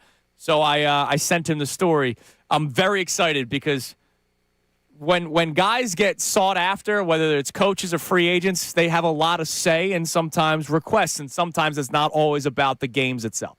Is all I'll say. Oh, I like this. Okay. So that comes your way in about 15 minutes' time. They get a little clout. They get to decide. Yeah, they get to decide some things. Like how James Harden gets to decide every single year that he wants to get traded. James took a personal day yesterday. Did you see that? Yeah, he did not play against the Sixers. Sixers beat the Clippers last night, 128-113. James Harden took a personal day. Took a personal day, and then it comes out later last night that James Harden and the Clippers are working on getting him out of there. I feel, this is when you feel bad for players, even though they're making buku bucks. But the Clippers players, the report came out during the game or at the end of the game. And so the post-game press conference was, hey, James Harden is requesting a trade. Your thoughts? And, so incredible. Kawhi had to talk about it. Batum had to talk about it. All these players had to talk about it for the Clippers. By the way, including John Collins. John Collins, if you guys remember, was on the Atlanta Hawks when he posterized Joel Embiid. Sure. Yesterday, Quentin Grimes posterized John Collins. Collins now plays for the Clippers. So there are people wondering, will somebody make Grimes the T-shirt? Remember, John Collins wore a shirt of him dunking over Embiid. Will somebody make Quentin Grimes the T-shirt of him dunking over John Collins? To the victor goes the spoils. I'd rather see Embiid return the favor than make the T-shirt. Yeah. That would be a little bit I'm just happy that Embiid's jumping again. I love seeing it. And I'm so damn impressed. I got to tell you, and you know me, I'll call it out when I think the guy hadn't done his thing, and I'm impressed. By the way, boring night for Embiid yesterday, just 24 points. He's washed. I love the fact, though, that we're seeing the consistency. Yeah. It's the consistent performance. And more importantly, too, for a player who has had his star caliber, it absolutely appears he's very much willing to play within whatever's being asked of him. And a lot of star players don't ever want to accept that. No. I'm impressed, I got to say. And I did not watch last night. I went to bed. I've been watching the highlights and watching the condensed game. Look, Joel, I couldn't be more impressed with Joel. Look, Could not be more impressed. It goes back to game one when VJ Edgecombe, everybody was shocked by what VJ did the first game of the season. Sexy as hell. It was sexy as hell. And Embiid's the first guy running over him to celebrate. Last night, I bring up the Quentin Grimes dunk for a reason, not just to laugh at John Collins. When Quentin Grimes had the dunk, Joel Embiid was on the bench at the time, was the first guy to jump out of his chair. And I don't think it was because it was John Collins. I think it was just he's celebrating. Well, that's part of it. That's definitely part of it. Well, no, the immediate reaction of a guy dunking is, I don't think it matters who he's dunking over. He then may go, and he's that was aware. also on John Collins. But he sees the dunk by Quentin Grimes. He's the first person off the bench jumping up for joy for his teammate. And that's awesome. And look, he said it last week when he sort of made his message be known to the front office, like, hey, we've been ducking the luxury tax the last couple of years. We don't need to do that. He talks about the vibes, and I know vibes is a term that we laugh at a lot, especially on the show. Especially in this town. Because there's guys like Garrett Stubbs, who are our chief vibes officer. If Joel Embiid, you'll never hear Bryce Harper talk vibes. If Joel Embiid is talking vibes, I go, all right, that's kind of awesome that he sees that this team is clicking. And then, of course, the unfortunate news happens that Paul George gets suspended. Didn't impact them last night. Nope. The attitude was still tremendous for the Sixers last night. I'm really just so impressed. And keep it going. Keep it going. It's making for a hopefully an enjoyable These West Coast end games. to the winter and spring. Oh yeah, I know. These West Coast games, like the Friday night game the Flyers played in Colorado, was awesome. These 10:30, 11 o'clock stuff in the West Coast. Yeah, it beats it. you up. Yeah. All right, so where are people coming in on the text line when it comes to Giannis? Because you and I, John, are on the same page. Like, no, not making the move. On the record, Connor, on the record today, are you trading for Giannis Antetokounmpo? I'm not even considering it. All right, you're not even considering it, which, okay, it's a little crazy, but I get it. Not even considering it. Middays with Marks yesterday. Heated debate between Johnny Marks and Ray Dunn. Sean Brace also on team trade for Giannis. Listening to John and Sean talk about it, I think they're playing Xbox teams. I will say this. Trade for stars. Johnny Marks was a little bit intrigued by the idea of having Embiid in the deal, because then you move off of the contract with what could be the impending doom of the injury at any point. Which Bobby Marks absolutely approved. He said, I asked him point blank, would you? He said, I would. And I know you said you would. I would trade Embiid in a second. I would Even not. though I'm impressed. I'm not winning an NBA title with him. And so that leads to and the you next know we're not. question. Are you winning without Giannis? Do you think you can win with Giannis? And I think that's where a lot of people, we'll check our text line here, will side. If you think they can win without Giannis Antetokounmpo, then you're not trading for him. But if you think the Sixers need Giannis in order to win, I bet you there are Sixers fans, and I think that was part of the argument for Sean Brace yesterday was, look, they're not going to win without him. They need him in order to win. And I wonder how many people are coming in on the text line with that point of view. What do we got? Sinclair checks in and he says, I simply wouldn't trade for Giannis because he and Joe don't fit on the court the same way Joe and Ben didn't fit. Spacing would be poor, or Joe would be launching threes like Brook Lopez. So clearly he doesn't think it's the best for the scheme they run. Look, I said that last week. Embiid can be in the mid-range and it could still be effective, right? But Giannis would be kind of stationary. Like, part of what makes Giannis great is how aggressive he can attack the basket. So how does it work? It just talk me through it. Both of you. How does it work? Well, when they're on the court at the same time, does anybody expect Embiid to be on the block? No, he hasn't done it his entire career. Okay, what's Maxi's game with Giannis? A lot of pick and roll. And Giannis can also run better with Maxey. Yeah. No question. I could see That'd that. be a hell of a fast break. Could But you like, you're imagine not that? kicking it to Giannis to shoot, right? Like, you're not. He's not a shooter, right? So No, he's not. So the way it would He work, has, no game with that. when the three of them are on the court at the same time, Maxey would have the ball coming up, and Embiid would be doing his thing on the wing, and then eventually making his way to the mid range, and Giannis would be in the dunker spot. Okay, who's the franchise moving forward? Tyrese Maxey. Getting Giannis here, and with Giannis and Embiid, is who's the alpha dog? Who's the primary? And does this stifle the growth of Tyrese Maxey? No, I've not seen Maxey's growth be stifled with anybody. Well, you haven't seen him with Giannis. I know, but I've seen it what with. would you think? I've seen it with Harden. I've seen it with Ben before Ben went nuts. Well, the Maxey we saw with Harden was not the Maxey that we see. Sure, now. but we've seen growth. What I'm saying is I've never seen him stifled. Like, I think, look, Embiid's a freaking all-star. Giannis, who was it? Was it Jake Fisher that wrote the article last week, said, I would like to play with Tyrese Maxey. He's not wanting to play with Tyrese Maxey to then kick him to the corner, right? Tyrese Maxey would still be your point guard, but there's going to be sets where Giannis brings the ball up, just like there's sets now where Embiid brings the ball up.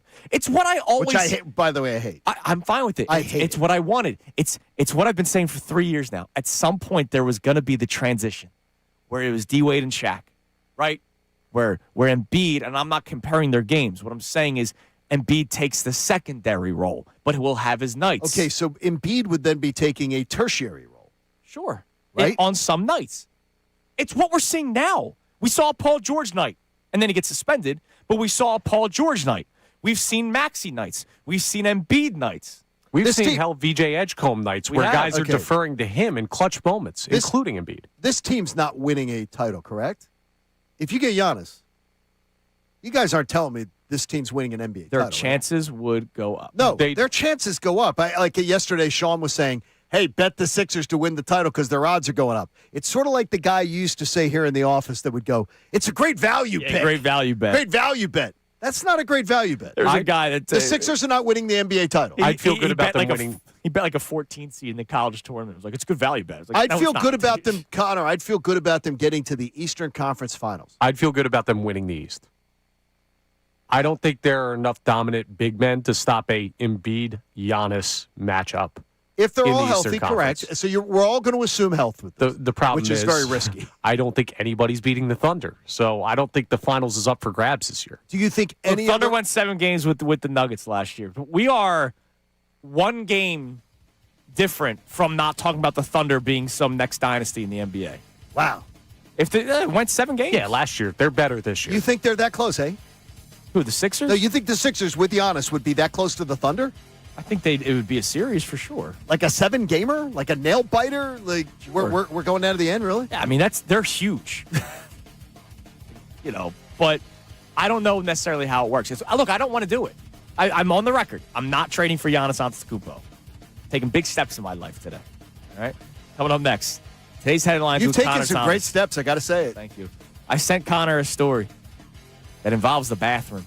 It's Kincade and Salciunas, 97.5, The Fanatic. All right, it may be last call for football, but FanDuel, in partnership with Valley Forge, is giving you daily profit boost. So cool. Yesterday's daily profit boost was the passing yard totals. Today on the FanDuel Sportsbook app, you log into your account, you're going to get a 30% profit boost on the rushing markets. So you can bet the over-unders for the running backs in this game. You could go alternate rushing yards or go with most rushing yards. To me, the most rushing yards, safest bet to make is Kenneth Walker in this game. The over-unders for both Ramondre Stevenson and Travion Henderson are interesting bets because there's 2 of them, and the numbers are lower because of it. I think both teams try to run the ball pretty well in this. I mean, look, you have a second-year quarterback in Drake May. You have the guy that turned the ball over a lot this year, even though it's a great story that he's in the Super Bowl, and Sam Darnold.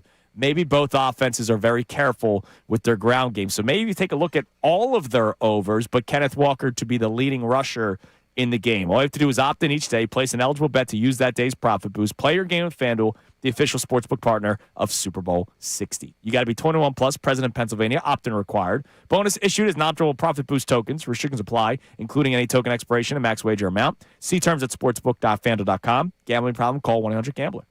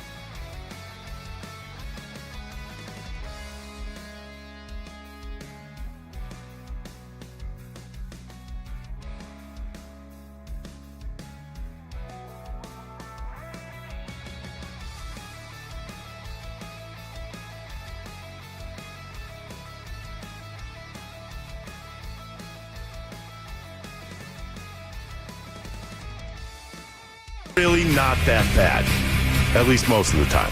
Now let's listen to more Kincade and Salciunas before I change my mind. Thank you, Ricky Vitalico. We appreciate you, and you should listen to Unfiltered coming up at 2 o'clock. Coming up at 8, we will have Amy Fadul for the remainder of the show. It's a Tuesday with Amy. Also, don't forget, I just thought about how we're going to give away our $50 gift card to the Piccalillion, which I love it. Piccalillion, award-winning buffalo wings, tails, and ears today for the big game. Skip the lame chains and take the trip to the Pick, South Jersey's King of the Wing. Order by Friday and get 75 wings for $60. That's a tremendous deal for your parties, man. Order online at Piccalilli.com. As they have dropped food off before, John, they usually drop off an array of sauces. Oh, it's fantastic. So we'll do something at some point, and we'll name all the sauces that have been dropped off, and somebody's going to have to remember all of them. We'll do a little name the sauce, and somebody's going to have to tell us all the sauces that the Pick dropped off today. Not all that's on their menu, because there's a lot, but all the sauces that were dropped off today. At some point, we'll tell you what they are, and then later on the show, that will be your chance to win the $50 gift card to the Pick. Sound good? Sounds great. We're going to get lost in the sauce. Damn Sounds right, elaborate. Man. Sounds good. All right. I like it. Time now for today's headlines. Connor Thomas.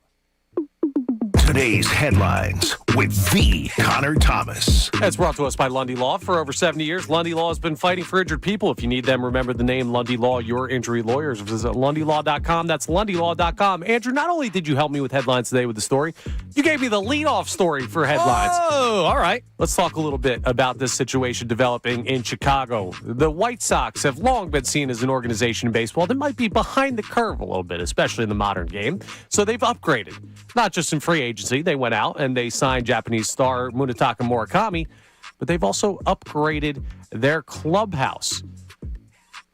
By big recommendation of Murakami, they have added the bidet to what they have at the clubhouse there. Are they having female players this year?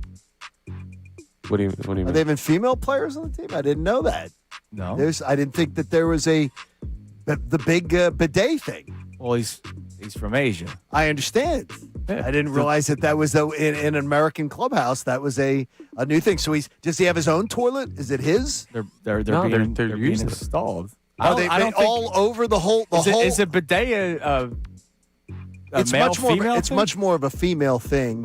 Females love it much more than men. I love a bidet. But there are countries outside of the United States of America. Yes, there are. It's very much a European thing. Yeah, some European countries. I used one in France when I went in 2016. Doesn't shock me. How about this? I had a place on South Street that I lived that had a bidet in it when we moved in. Oh, did it really? So they I had used one it installed regularly. before? Yes. How about that? My wife would take one with a heated seat if they could have the heated seat with the bidet. Yeah, I was when I was in France, duty calls.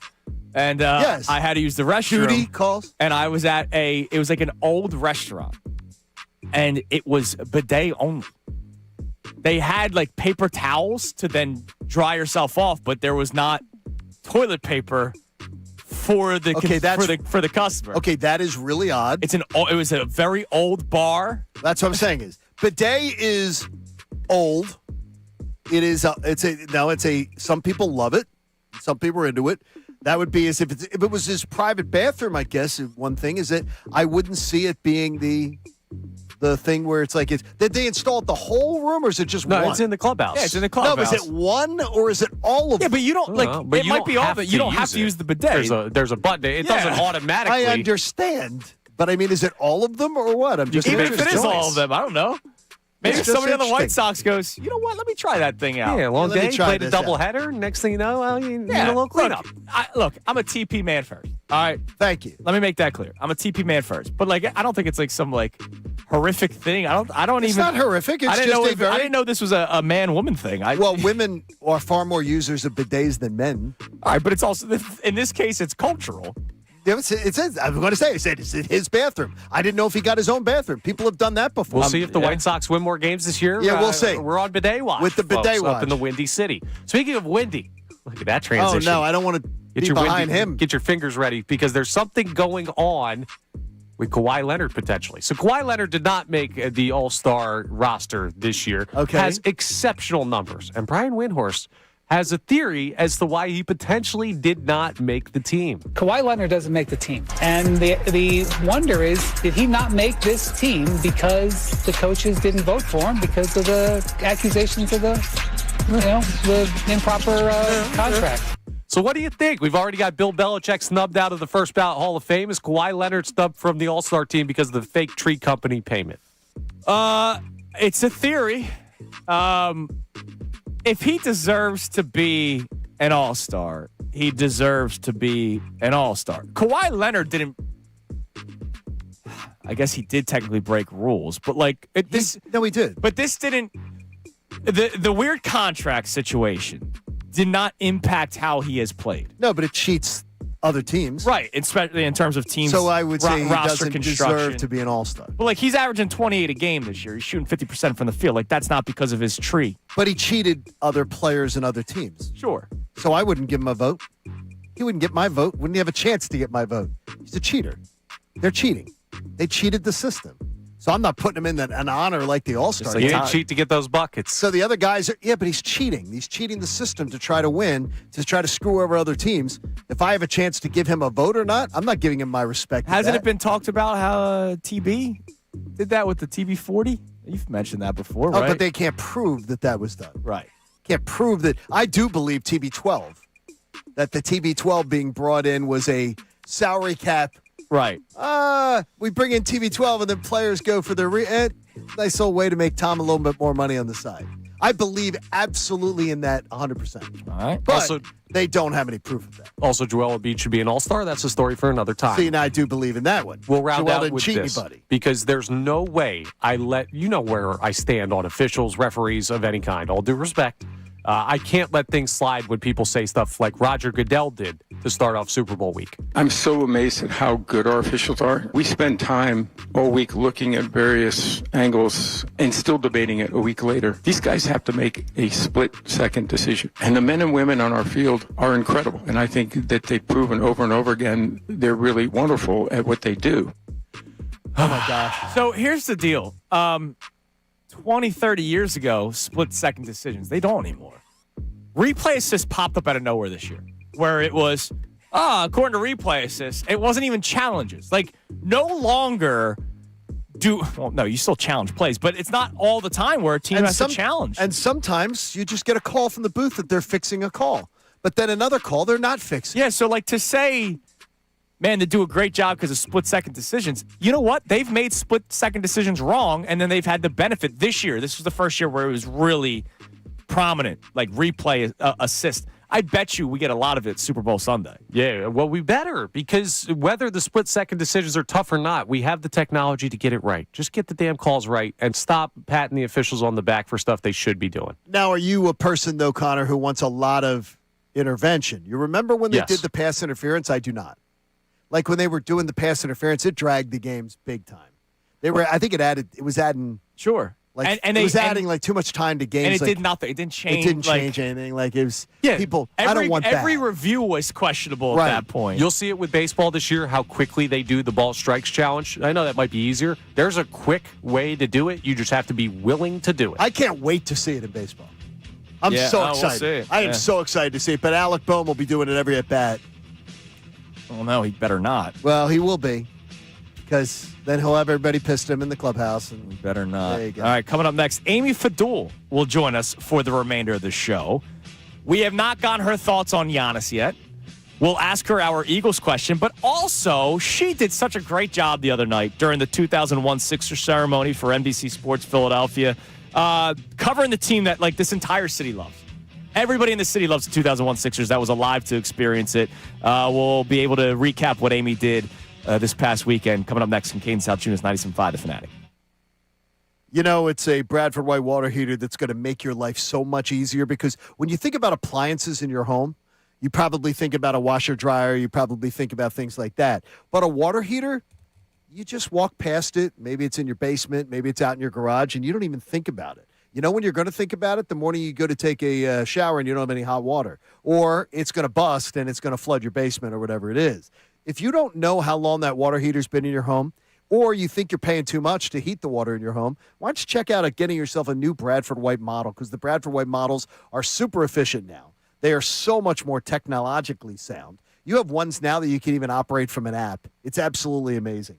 Bradford Whites are built to be the best, and since they're a local company, they know exactly what you demand and what you deserve. I love Bradford White. They're a great, great company, and you go to bradfordwhite.com, you pick the model you're looking for, or you just speak to a plumbing professional. They'll put you in touch with one in your area, and they can help you figure out what's the best model for your home or your business. They bring it to you, they install it for peak efficiency, and then you start reaping the benefits, because how you heat your water, it does matter. And you want that dependability, that reliability year after year. You can get it with a Bradford White. So choose Bradford White. Go to bradfordwhite.com today. Now on 97.5 The Fanatic Sports Update. What moves could the Sixers make? I'm Connor Thomas, and the NBA trade deadline is looming as the Sixers try and decide just how aggressive they're going to be in the wake of the Paul George suspension news. Opens up a little more cap room for them under that luxury tax apron. With the deadline coming up Thursday, NBA insider and former GM Bobby Marks joined us yesterday, talked about Giannis Antetokounmpo. Is he on the table? If you want to dip your toe in the Giannis sweepstakes, it will cost you your rookie. No doubt about it. Now, the other part is, like, would Milwaukee take Paul George back? Part of you says, yeah, maybe, because he's suspended right now, which players can be traded if you're on the suspended list. Now, that may be a bit of a pipe dream, but we'll keep you updated on what the Sixers could do as the deadline draws closer. Meanwhile, the team's still playing games. They took down the Clippers 128-113 last night out in L.A. Tyrese Maxey, 29 points in the win. They'll play the Warriors tonight at 10 p.m. That game live here on the Fanatic. Flyers host the Capitals tonight at 7 p.m. puck drop. It's the penultimate game of their pre-Olympic break schedule. You can hear that one live over on our sister station, WMMR. Amy Fadul joins the guys coming up next. She'll be with them for the remainder of the show. Dave Zangaro of NBC Sports Philadelphia joins us at 9:05 to talk some birds. This update is brought to you by Uber Eats. Philly, you hungry? Good thing Uber Eats has a great deal waiting for you at Chickies and Pete's. From now until February 15th, spend $30 and get 6 wings free on the app. Order now only on Uber Eats. Terms apply. See app for details. I'm Connor Thomas for the home of the Sixers, Flyers, and the best birds coverage. 97.5 The Fanatic and 97.5thefanatic.com.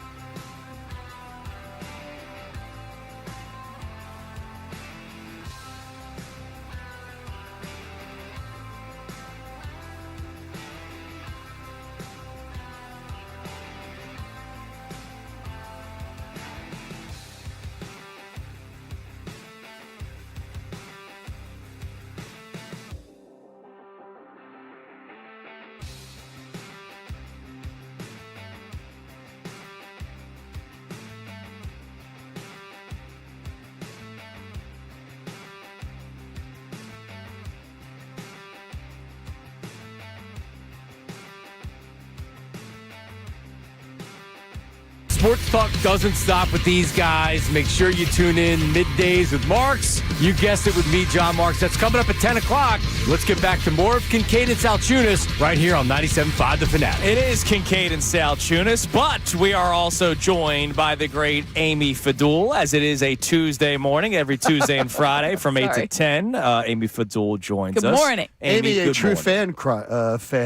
Yes, I watch a lot of like Forensic Files and 48 Hours. I was telling her that Wade, I didn't even realize that Wade Wilson, the former NFL quarterback. He said Wade Wilson instead. And I was dead. like, oh, really? And he goes, yeah, it's a shame. And I was like, the murderer guy? Oh, boy. So then it's not really a shame.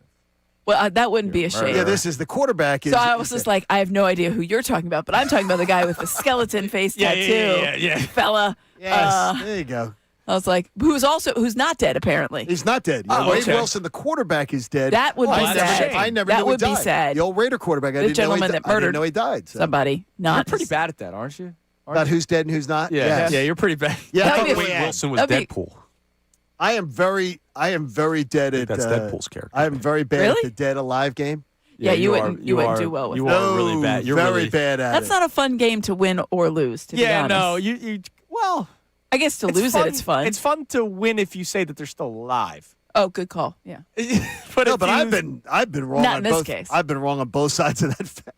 you also don't want to celebrate being right if they are dead. I told you. Yeah, Say, exactly. I told you they're Got dead. that one right. Say dead. Yeah. So, Amy, before we get to our topics on hand, which we'll check our text line here momentarily, you did a tremendous job over the weekend with the Oh, thank you. 2001 ceremony. Thank you. That was a lot of fun. It seemed a lot of fun. I had my event at the Borough Pub in Bristol. A lot of people were just staring at the TV, seeing everybody. Those jackets were ridiculous. They were awesome. Awesome. And you did a great job speaking with AI, speaking with different members of that 01 team. So, look, that team is so loved. It's my 93 Phillies, right? Because I was born in the year of 1993. So the 2001 Sixers, the team that didn't win it.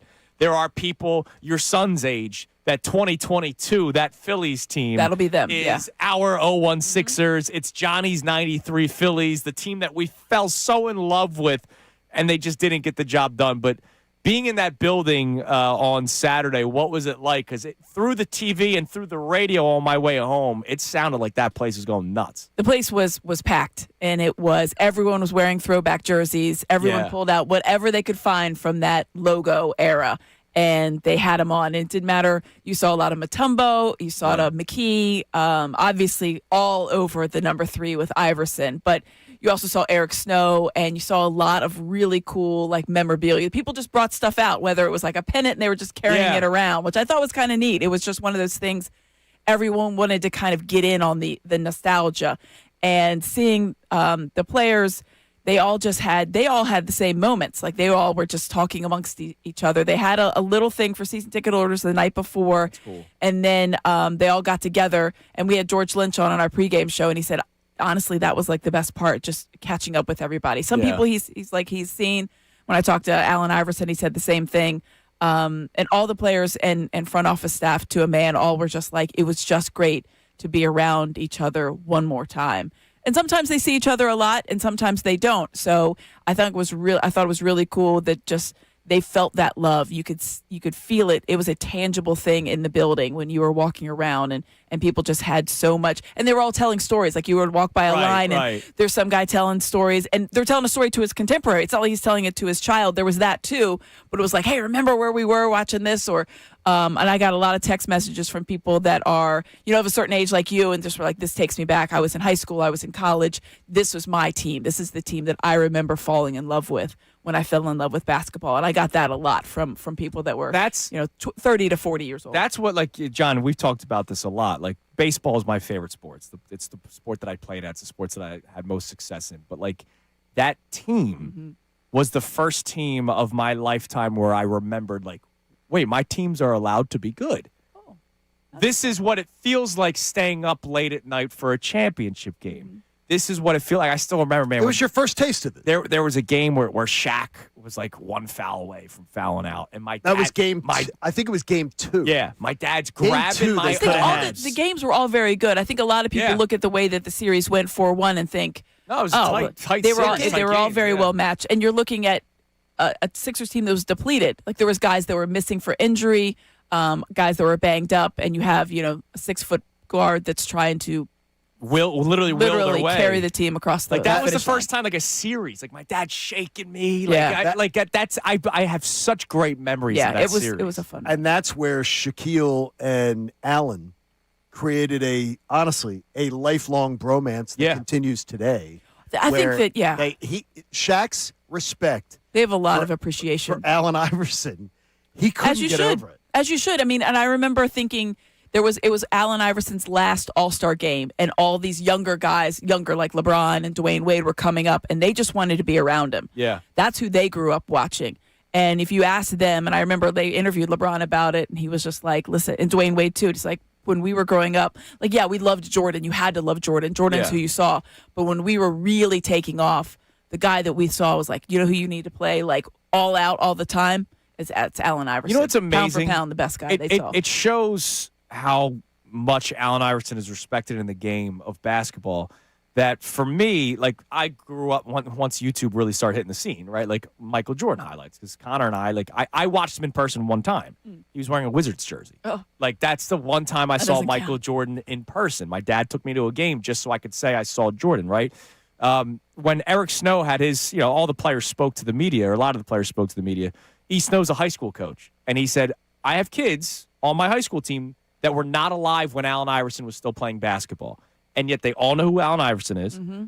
They watch his highlights. They ask me, hey, can I call Allen real quick just so that they can say hi? This is about a guy that they never saw play. Oh, yeah. And it just shows how he will, stand the test of time in terms BG of Edgecombe, basketball same way. lore. Yeah. He was born afterward. Tyrese Maxey was born 6 months before Allen Iverson, before 2001. And those guys all said they've watched the Hardwood Classics. Small guards are always going to be able to watch Allen Iverson. I think, to me, the thing I'll always ultimately respect about him is the fearlessness. Oh, yeah. And I don't see enough of that in a lot of players' games today. But I think I'm okay with certain but I think the game. Yeah, like playing with a broken tailbone. The thing is, I think that the NBA game has changed. The whole game has changed where now everybody just goes and chucks up threes all day long. Well, that's because of one gentleman and the success that he's had. And you see him tonight. But you won't, actually. Well, not playing. But to me, would. it's that idea of Allen Iverson was so fearless and the respect, and he took such a beating. Yeah, I think people look at his size. And I grew up in Virginia, so I knew who Allen Iverson was before he burst onto the scene. That was when I was in middle school. And everyone talked about him. I mean, we were not our high school, who my brother was in high school by the time when I was in middle school. He was not. We were not a good football team. Our high school was, but everybody knew who Allen Iverson was. You knew who, because he was a good basketball player, and you knew about that. Quarterback too. But the quarterback, that was off the charts, and you had never seen anybody like him. And if he had come along later, he would have played probably football, because football just wasn't ready for that style of player. Right. They were barely ready for it when Mike Vick came along, and that was years later. They definitely weren't ready for it. That's why Charlie Ward ended up playing for the Knicks. That wasn't not it was not the style. But it's interesting when I've talked with Allen at different times, like, how do you think you would like this NBA? And I think he would enjoy it very much. I think it does reward athleticism, which he certainly had in spades. Look at Maxey. Exactly. And he would have had to work on his shot. They didn't shoot the ball like that. That's just not something that they did. It's not to say that he couldn't do it, but I think that it would have been very interesting for him. I think he would have enjoyed playing in this NBA. 2 questions for you. By the way, I loved, I was driving home during the halftime performance or halftime, celebration. And hearing Matty Cord, Jermaine Jones. Yeah, exactly. Hearing the names, the Sheriff, Rodney Buford, that stuff was great. Where was McKee and where was Larry Brown is what a lot of people are wondering. Right. So it's my understanding that there was a personal issue, like health-wise, maybe on both fronts. Okay. I'm not entirely sure. I heard the same thing on the McKee front. I did not hear about Larry Brown. I don't know for sure on that. I did hear that. I did hear that with, I always say that, I almost said it in front of Coach Lina, which I would never. That man is 84 years old, and he flew back when it was like 6 degrees so he could be a part of the 0-1 celebration and all of our coverage, which was amazing. And then he did the last night's game until 1:30 in the morning, and he'll do tonight's game until 1:30 in the morning. So, but you never really know what anybody's going through. And it was disappointing. That was like one of the things that it didn't put a damper on it, because it was such a fun celebration, but you could tell like a lot of the fans, for me, when as an outsider, growing up outside of here, when I think of that 0-1 team and watching it from the outside, Aaron McKee is like 1A for me. Yeah. But I understand that there was some health issues with him, and maybe even with Coach Brown too. I hope everyone's okay. Yes, absolutely hope that. All right. So Amy, I'm glad. Again, tremendous job over the weekend. It was awesome. Now let's get in. And I'm the only person to interview 2 Embiids, by the way. Yeah, that's right. That was beautiful. By the way, Arthur going, how many points did he score tonight, Daddy? How many points did you get? Like, that was awesome. And then I asked him, I was like, well, Arthur, isn't that cool? And he goes, look at my jersey. And I'm like, your jersey is very neat. Because he had the throwback Joel Embiid jersey. That's so cool. No, what's good is that with Amy, too, is that on a night like that, I had an example for some of my kids, because do this stuff, and I said, you did a really good job of bringing it to the people, but also staying out of the way. Yeah, you got the night is. There's a delicate. Yeah, the night is about. Between, you did a great job of that. About that celebration, and it was a great game, to be honest. It was a great game. Last night was a great game. So let's start Sixers. We have an Eagles topic as well. We want to get on the record today. Are you making this trade? Because this is the trade that was brought up by ESPN. Bobby Marks, NBA front office insider, joined us yesterday. He said this was the trade that was the best out of all the trade proposals that ESPN had for Giannis. And it wasn't just Sixers. It was Heat. It was Warriors. It was Knicks. And there were two other teams. Loyal listener, I heard. Thank you. We appreciate that. The trade was Paul George, to make the money work, obviously, VJ, and the 2028 Clippers pick, which could be gold, and a 2030 first-round pick from the Sixers for Giannis. On the record, are you doing that trade? Absolutely not. Now, can you explain why? Is it because of the assets? Is it because you don't want Giannis?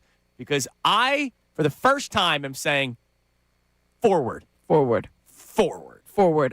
think it's one of those things where I don't like leveraging so much of the future for one thing. And listen, it is a great thing. Great thing, yeah. It is a great thing. Giannis Antetokounmpo is a tremendous player. He is a 2-time MVP. He is a champion. There is no doubt about it that he would immediately make whatever team he joins better. Even this one with spacing and whatever. Figure it out. But no, I can't leverage that much future with 2 first-round picks and, most importantly to me, a known commodity in VJ Edgecombe. And I think that there was some thought of, well, you don't know exactly what he's going to be. I don't know exactly what VJ Edgecombe's going to be, but I know kind of what he's going to be. He's pretty damn good. And it's a really good player. And it's a guy that fits alongside your premier backcourt player in Tyrese Maxey. You've been looking for that magic thing. Is it James Harden? What is it going to be to fit with Tyrese Maxey? You got it. It's quintessential. It's a long guard who can defend and shoot the three. Check. You looked for it for 4 years. Can run the floor with James Harden. Wasn't really running the floor with Max. I love the defend part. Yeah, it's to me it was something you looked for probably close to 4 years or thereabouts, and you found it, and it's worked wonders. And we're scratching that the kid's he's 20 years old, for Pete's sake. I'm so proud of you guys. So I just it was there as soon as we started talking about that. When they played the Bucks, that was obviously a topic of conversation, and it was something about like, would you include him VJ? And he's like, nope. What about nope? I wouldn't. I'm so proud of you guys because I didn't expect it. I knew we were going to be talking about this today, and I honestly thought at least 2 of you were going to say, you got to go for it. You know, I woke up this morning saying, I need John's stamp of approval on something. No, I'm just so thrilled because I don't want to see another of these quick fixes, another one of these dreams. Because when I was hearing it yesterday on Midday with Marks, as they talked about it, and they're like, it gives you a better chance. And I kept yelling at my radio. Yeah, a better chance at what? Yeah, you're not winning an NBA title. I get it. With Giannis. He does make. He's a tremendous player. He is. By the way, if he's healthy. Yeah, and I think that he probably hasn't played in the playoffs. He hasn't played in the playoffs in 4 years. Well, I think that they're doing a lot of the management of well, right now they're doing the trade management, but they're doing some management of that for that purpose. Everyone knows it's all about the playoffs. I think that you learned that with the Warriors and the Heat from years ago. Like, who cares if you're the 1 seed? Just get there, and then you call it a day. But no, there's no doubt he makes whatever team. Giannis is always going to make the team better. He is a tremendous player. He will command so much of the defense. And that, to me, would be like the most, tantalizing part of like, imagine him and Embiid out. Where do you go? There's no doubles happening anymore. There's no doubles happening for Tyrese Maxey, no doubles for Joel Embiid, and certainly no doubles for Giannis. Mm-hmm. So you have some really good looks. Defensively, you're still not taking anything off. It would be really interesting to look at, but I just think it's too much to leverage for the future with VJ Edgecombe and 2 first round and picks. That 2028 Clippers pick that could literally, it's going to be a lottery pick. None of the players that you know on the Clippers are under contract after the 26-27 season. Great pick. So unless they get like these top free agents just because they are LA, which is a possibility, I don't think the Clippers are going to be all that good in the 26-27 or 27-28 season, which gives you that draft pick, and it could be a very, very, very good one. Now, that Also, we have an Eagles topic, and then we'll check the text line. So have one ready for us, Connor. One on each topic if you can. One Sixers, one Eagles. The Eagles topic, Amy. Yes, sir. Do you want the offense led by Sean Mannion and Josh Grizzard, who have studied and learned under names like Sean McVay, Matt LaFleur, and Mike McDaniel, who are the quote-unquote, whatever you believe in, but league circles tell you, very highly brightest respected offensive minds in football. These two guys studied under those three individuals. It doesn't, they don't do what the Eagles like or what Nick likes and maybe what Jalen likes. Throwing the ball over the middle of the field. It's been talked about how Jalen Hurts doesn't necessarily love all that pre-snap motion, all the stuff that goes on. These guys do it. Both of them. Oh, they have motion all the time. Do you want them to try to tailor the offense more toward keeping Jalen comfortable and, of course, listening to Nick? Or do you want a complete makeover, which could lead to, like, out the gate, look, they're winning football games, but you're like, all right, Jalen's throwing more interceptions than he normally does because he's still trying to figure it out. What do you want? Do you want it more tailored to what has worked or a complete makeover? See, you tailed off there. What has worked? What worked last year there? Nothing. Yeah, so I don't want any part of that. Me neither. But I feel like, no, you hire these guys. I don't like the idea of hiring somebody to then you take them and be like, well, now I need you to do this. You hired them for what they can bring. That's the idea. That's why you have these really thorough interview process. And it is. This isn't like a job interview like, hey, I'm going to go in and I meet with a couple of guys and I call it a day and then we had a Zoom and it was all well. It's very thorough. These interview processes, there you go, are very thorough. And you go over ideas. You go over like concepts. You go over that stuff. What would you bring? Now, they don't get into the X's and O's because they're not going to steal the plays or anything like that. So why would you hire somebody that you loved their ideas and you loved their energy and the way that they brought and what they brought to the offense and then be like, that was all fun. Now, if you could just not do that and do this instead, that would be great. So no, I don't want you to tailor anything. You can, maybe tailor's not the right word. Certainly adjust it to what, when you look at how, take a couple of plays and look at what Jalen runs and say, all right, well, maybe this one and this one are out, or I need to tweak those, which is exactly what Kellen Moore did. Right. He brought his playbook in, and you heard him say it, like, I'm going to make some tweaks. That's obviously what a good offensive coordinator does. But at your basis, you have a certain mindset, right? Mike McDaniel has a certain mindset when he approaches an offense. Matt LaFleur has a certain mindset. That's what these guys bring, Sean Mannion and Grizzard. That's what they bring, this certain mindset. That's what I want to keep. Yeah, you can adjust it to what you're seeing as far as personnel, but I don't want you to completely take a back seat and be like, well, I'm not doing that anymore because they want me to go over the middle to Dallas Goedert 5 times. Right. Well, the one thing is clear. Now, if there's anything wrong with that, because that's the only thing that did work. Their mindset is nothing like Nick Sirianni's. No. It is completely foreign. They seem very innovative. Very innovative, very different. The motion, the pass tree, the slant patterns, it's a completely different offense. We're going to know very early on whether Nick Sirianni's been neutered. Yeah. Whether they took him to the SPCA and neutered him. Yeah, I think you'll know by the first couple of weeks. Yes. We're going to look at it. I think you'll know by the first drive. No, because I think that first game, remember, it's always like, remember the first game can be mush. Remember the first game can be a bit of a mush as far as where they do, sometimes they say. So it could be a bumpy road, is what you're saying. Yeah, real bumpy. I just feel like that first game is always. They're going to be this town's going to be, last year they were 30th. If it's 20th, it's going to seem like we were led out of the desert by Moses. It's going to be the greatest thing ever. All right, Connor, what do we got on the text line? Both Eagles and Sixers. All right, so we were just talking about Eagles. We'll lead off with the Eagles text that we have here checking in on Jalen Hurts and the offense. This texter says, I have a lot of faith that Jalen has the ability to do what needs to be done. If new coaches come in here and can actually coach and teach like a coach should, Jalen will succeed and thrive because that's just who he is. I sure hope so. It's gonna be different. You sound. I hope. When you I think say it that, is. when I do you think say it's that, going to be you different. sound very apprehensive. Because I think there's going to be games where these coordinators want him to throw the ball 30-plus times. The recipe has not been to throw the ball 30 times with Jalen Hurts. There's got to be some. They'll have to have. Could some it kind be of happy that the medium. plan wasn't good when they maybe in a really good offense with a good plan, with good plays drawn up, you wouldn't mind him throwing 30 times. We'll see. That could be too. Could be. All right, we'll check our text line some more coming up next. Sixers as well, 610-632-0975. But also, how about a little Phillies talk on a Tuesday? The feelings expressed toward this team will continue to be more of the same unless you're Connor Thomas. But this time, a national reporter finally gave an honest assessment on the Phillies. It's Kincade Salciunas, 97.5 The Fanatic. If you've decided to pop the question, I've got the answer for you. The answer is Benari Jewelers, because Benari Jewelers is going to help you out right now during Benari's annual Bridal Bash. Now, the Bridal Bash is going to end coming up this weekend on February the 7th. That means you got to get on your horse and get in to take advantage of amazing savings for you. You're going to pop the question. You're looking to get her a ring. How about 12 months financing on engagement rings and wedding bands? That's exciting for you. Plus, a chance to win $1,000 for you. Benari is the area's diamond experts. And here's a reminder. They've got all the top designers. Every name that she loves from Instagram and Pinterest, every size, every setting. So if she wants rose gold, white gold, yellow gold, platinum, they've got it.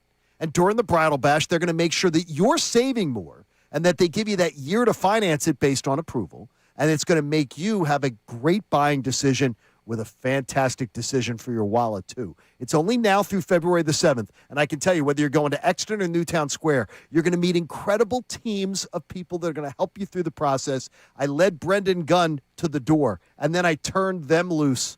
They took care of him, and he designed his own ring for his lady, and he got the yes, and he's getting married. You said it wasn't possible. Well, Benari says it is. Get your details at BenariJewelers.com, but go visit them during the Bridal Bash. But it's only through February the 7th at their 2 locations in Exton and Newtown Square. Please tell them John Kincade sent you in. Now on 97.5 The Fanatic Sports Update. Will the Sixers stand pat? I'm Connor Thomas, and the NBA trade deadline is looming as the Sixers try and decide just how aggressive they're going to be in the wake of the Paul George suspension news. The deadline is this Thursday, and NBA insider and former GM Bobby Marks joined us yesterday, talked about the Sixers' potential strategy. You're still kind of right against the apron, so you're in a position where you're not going to be allowed to take back more salary. But yeah, I do think there's an opportunity. Yeah, listen, Daryl, he's made a trade every deadline, so I don't think they're going to stand pat here as far as where they are. So Bobby Marks doesn't think so. We'll see what the Sixers do then. Keep you updated as the deadline draws closer. Meanwhile, the team still playing games. Took down the Clippers 128-113 last night. Tyrese Maxey, 29 points, 7 3-pointers, leading the way to the win. They'll play the Warriors tonight at 10 p.m. You can hear that game live here on The Fanatic. Flyers host the Capitals tonight at 7 p.m. It's their second-to-last game ahead of the pre-Olympic break schedule, and you can hear that game live over on WMMR. Amy Fadul stays with us for the remainder of the show. Dave Zangaro joins us coming up at 9:05 for his thoughts on the latest Eagles news. This update's brought to you by NJM Insurance. No jingles or mascots, just great insurance. Insurance underwritten by NJM Insurance Company and its subsidiaries. I'm Connor Thomas for the home of the Sixers, Flyers, and the Best Birds coverage. 97.5 The Fanatic and the Fanatic app.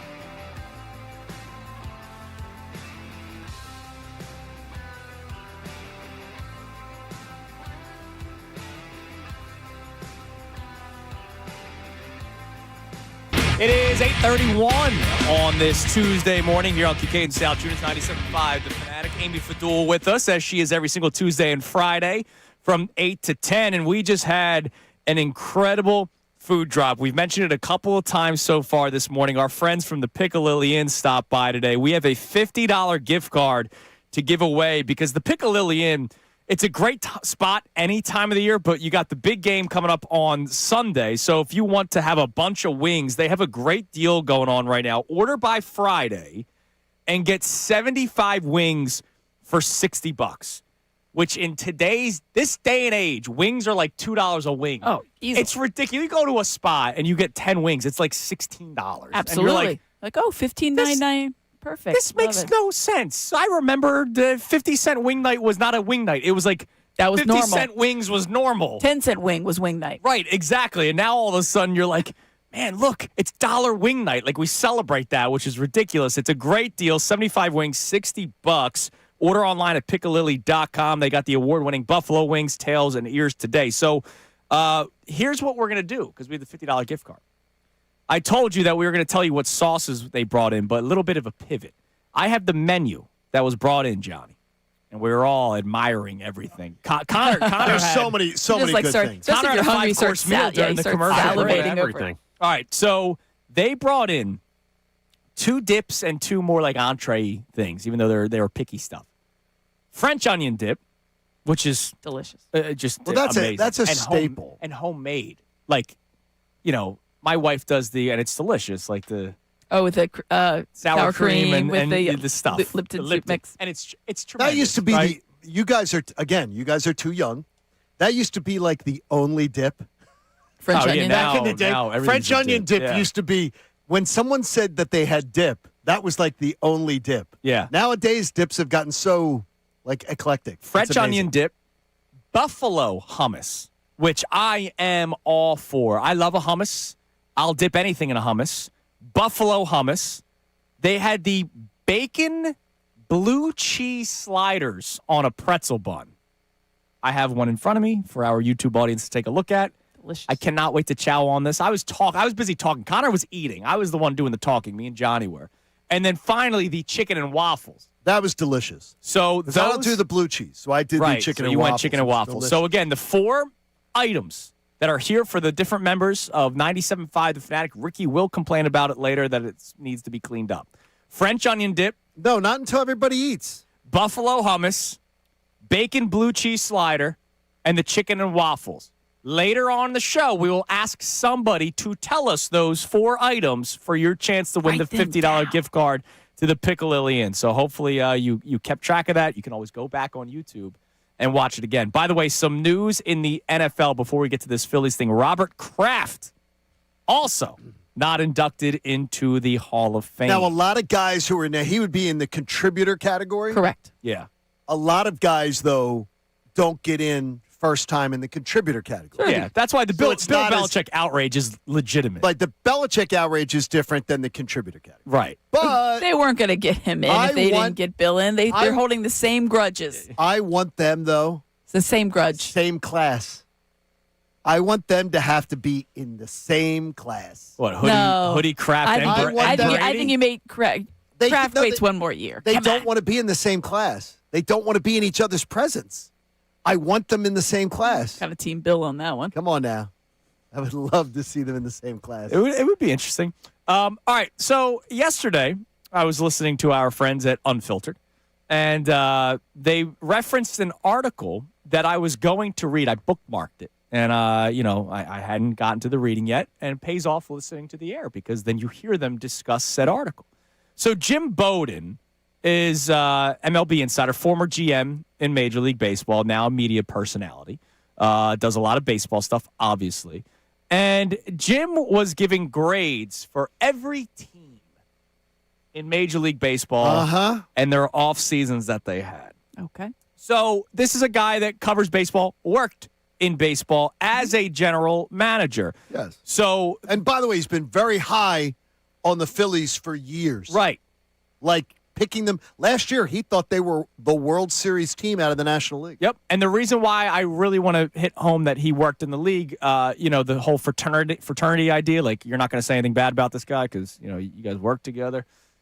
Jim Bowden, very critical of the Phillies offseason. So for the fans out there, and look, you can be a fan any way you want. You still believe this team's got a good club? You're happy with it? Good club. Dave Dombrowski's content. So are you. You're allowed to be. You're allowed to be content. I'm not. I'm not happy with content. I want to try to be dominant, and content is not good enough for me. C+ is the grade that he gave the Phillies offseason, the second worst grade in all of the National League. The only team that he gave a worse grade to was the Arizona Diamondbacks, who I don't know if they did anything this offseason. I don't think Zach so. Gallen's still available. I'm trying to think. I was like, I don't remember any moves that they made. But Marte's still there, right? They just haven't traded him yet because that's a talking point. Like, the Diamondbacks have done nothing. So the only team that's done worse than the Phillies is the team that did nothing. So the Phillies got a C+ grade. Do you think they deserve – I mean, honestly, do you think that's too hard or too – because I like what they've done with the bullpen. Yeah, that's why it's a C+. B-. And that gets – I'm not even going B. See, now I go Amy. I'd say give B+. it a B. When I saw B-. Yeah. B- is where I would have gone. I would have really? said B-. Oh, I'm so disappointed. Like there's some. I'm disappointed too, but B- to me is not a good grade. Yeah, I don't think retaining Kyle Schwarber was for me. Like retaining a runner-up to MVP in and of itself should get you Literally, in the B this range. is like an 83 versus so you're an 84. saying now the weird thing is that you guys are being more critical than we are. Like it's like you guys are being more critical. No, I'm about with it. you. I'm saying that gets you in the B range just re-signing Kyle Schwarber. Yeah, I mean, Josh Schwarber gets you B range. He was runner-up for National League MVP. but nobody was in the People forget running. that they. Nobody people was forget that they resigned him. Nobody was battling you for Schwarber. What do you mean? The Baltimore Orioles offered exactly what you offered him. They did. In other words, nobody was He wasn't leaving here to go to Baltimore. That doesn't. You just said no one was in the running for him. He wasn't going to Baltimore. It's like the Pittsburgh Pirates were in the running too, and the Reds, right? Oh no, the Pirates would never pay that kind of money. He wasn't going. And the Reds. He were wasn't full of it, leaving too. for He wasn't leaving for Here's Baltimore. $7. Yeah, I remember when the Reds. Remember we just talked about this on post show headlines. The Reds all of a sudden randomly do the whole. We were willing to offer him the money. It's just he never wanted to leave Philly. It wasn't. Even though they did the weird yes ex-girlfriend thing with the key to the city. You get a key to the city. We'll name a street after you. We love you. I think they got played a lot this offseason. They pulled out their shoebox of all their memorabilia. So here's what Bowden wrote about the Phillies. Key takeaways: retaining Kyle Schwarber and JT Realmuto was key for the Phillies. Realmuto. And I like that they took a chance on Adolis Garcia as a potential rebound candidate. They are expected to give rookie Justin Crawford an opportunity as the everyday center fielder, which might end up being their best move as he could add the speed and athleticism and defense this team needs. Righty Brad Keller gives the Phillies a quality setup man for closer Johan Duran, adding to their high-leverage options, though they chose to trade lefty Matt Strahm. The biggest question that he has, have they kept this team together too long? Ding, ding, ding, ding, ding, ding, ding. I'm glad people are starting to notice it. I don't think the Golden Girls have not been broken up? I don't know that like everything you just read doesn't strike me as C+. Yeah, there was no major negative. The negative was speculation of is their window closing? All right, yeah, we knew But you got that. to keep the window open, which I don't think that they have. I think the window. There was my neighbor in college had a can of Keystone keeping his window open because I could reach that the Temple Row homes. I could reach and grab the Keystone to be an a-hole and nobody have his did window closed. Nobody ever did off the street. I respect. Oh no, we were up second floor. Okay. I respected his privacy, right? Okay. But he had a Keystone holding up his window. That's kind of what the Phillies is right now. To me. That's the championship window. The Phillies didn't fix right field. The Phillies had one of the worst outfields in all of baseball last year, and they did nothing to improve it. They did nothing to say now, wow. You don't think subtraction by addition by subtraction with the departure of a certain right fielder? I think helps? that is Garcia much better? We'll see. Defensively, I don't think defensively he's better, but again, that was always one of the overriding problems. You had two problems, right? No pop and bad corner outfield play. One particular corner. Yeah, but then again, they have the third baseman that they've been trying to trade for 2 they years can't do anything now. about that. You got a second baseman who's not an everyday second baseman. What do you want to do? You can't give him away for free. You need a third baseman. You need a human there. Yeah, but they didn't want the third baseman Right. That was available apparently in AU anyway. Oh, yeah. Suarez. Yeah. Well, that's a year old now. I'm Watching more- that guy I'm in the more Bowden. postseason was like, oh. I'm not giving Dave Dombrowski a B because he re-signed Kyle Schwarber. So I would have gone B minus. So Amy and I both go B minus. To me, Schwarber was never leaving. So it was Schwarber and Schwarber then wasn't what? leaving to go to Baltimore. Right. So Schwarber and then what? And the then what? The only move I like is Brad Keller. Yeah, That's that the would be only my- then what move. And I'm taking great off for giving Real The Muto thing is- $45 million when nobody else was offering a 2-year deal. If they had improved their outfield tremendously, I think it would have gone to an A because that's really a glaring. But they didn't. Yeah. No, they didn't. They didn't. And they jumped early on Garcia. Bader's not back. It's a mess. But people like this team. They got a good club. I'm excited for it because it'll be warm. Yes, It's warm. that Okay. I'm excited for. We're ready for warm. All right, coming up next, it's mock draft season, ladies and gentlemen. Oh, boy. I saw a mock draft on ESPN. I'll just kind of give you the names that they're expecting, but I have a question about it. Do the Eagles need to have a specific plan this April? It's Kincade and Salciunas, Amy with us here on 97.5 The Fanatic. All right, might be last call for football, but FanDuel, in partnership with Valley Forge, is giving you a daily profit boost every single day leading up to the game. So yesterday, the 30% profit boost was on the passing yard totals. Today, rushing markets, the over-unders in the game. You can go alternate rushing yards, most rushing yards. Kenneth Walker, I would bet for the most rushing yards in the game, especially because I think Seattle wins this game. And so if they're going to be running the clock out, Kenneth Walker, his over in rushing yards, and also the most rushing yards in the game. But maybe you don't like 76.5. Maybe you want to bring it down to 60. You can bet the alternate total for Kenneth Walker, and because of the 30% profit boost, that money will end up being maybe right around the same area where you would be getting the actual over-under. All you have to do is opt in each day, place an eligible bet to use that day's profit boost. Just play your game with FanDuel, the official sportsbook partner of Super Bowl 60. You got to be 21 plus, present in Pennsylvania, opt-in required. Bonus issued as not-draw profit boost tokens. Restricted apply, including any token expiration and max wager amount. See terms at sportsbook.fanduel.com. Gambling problem, call 1-800-GAMBLER.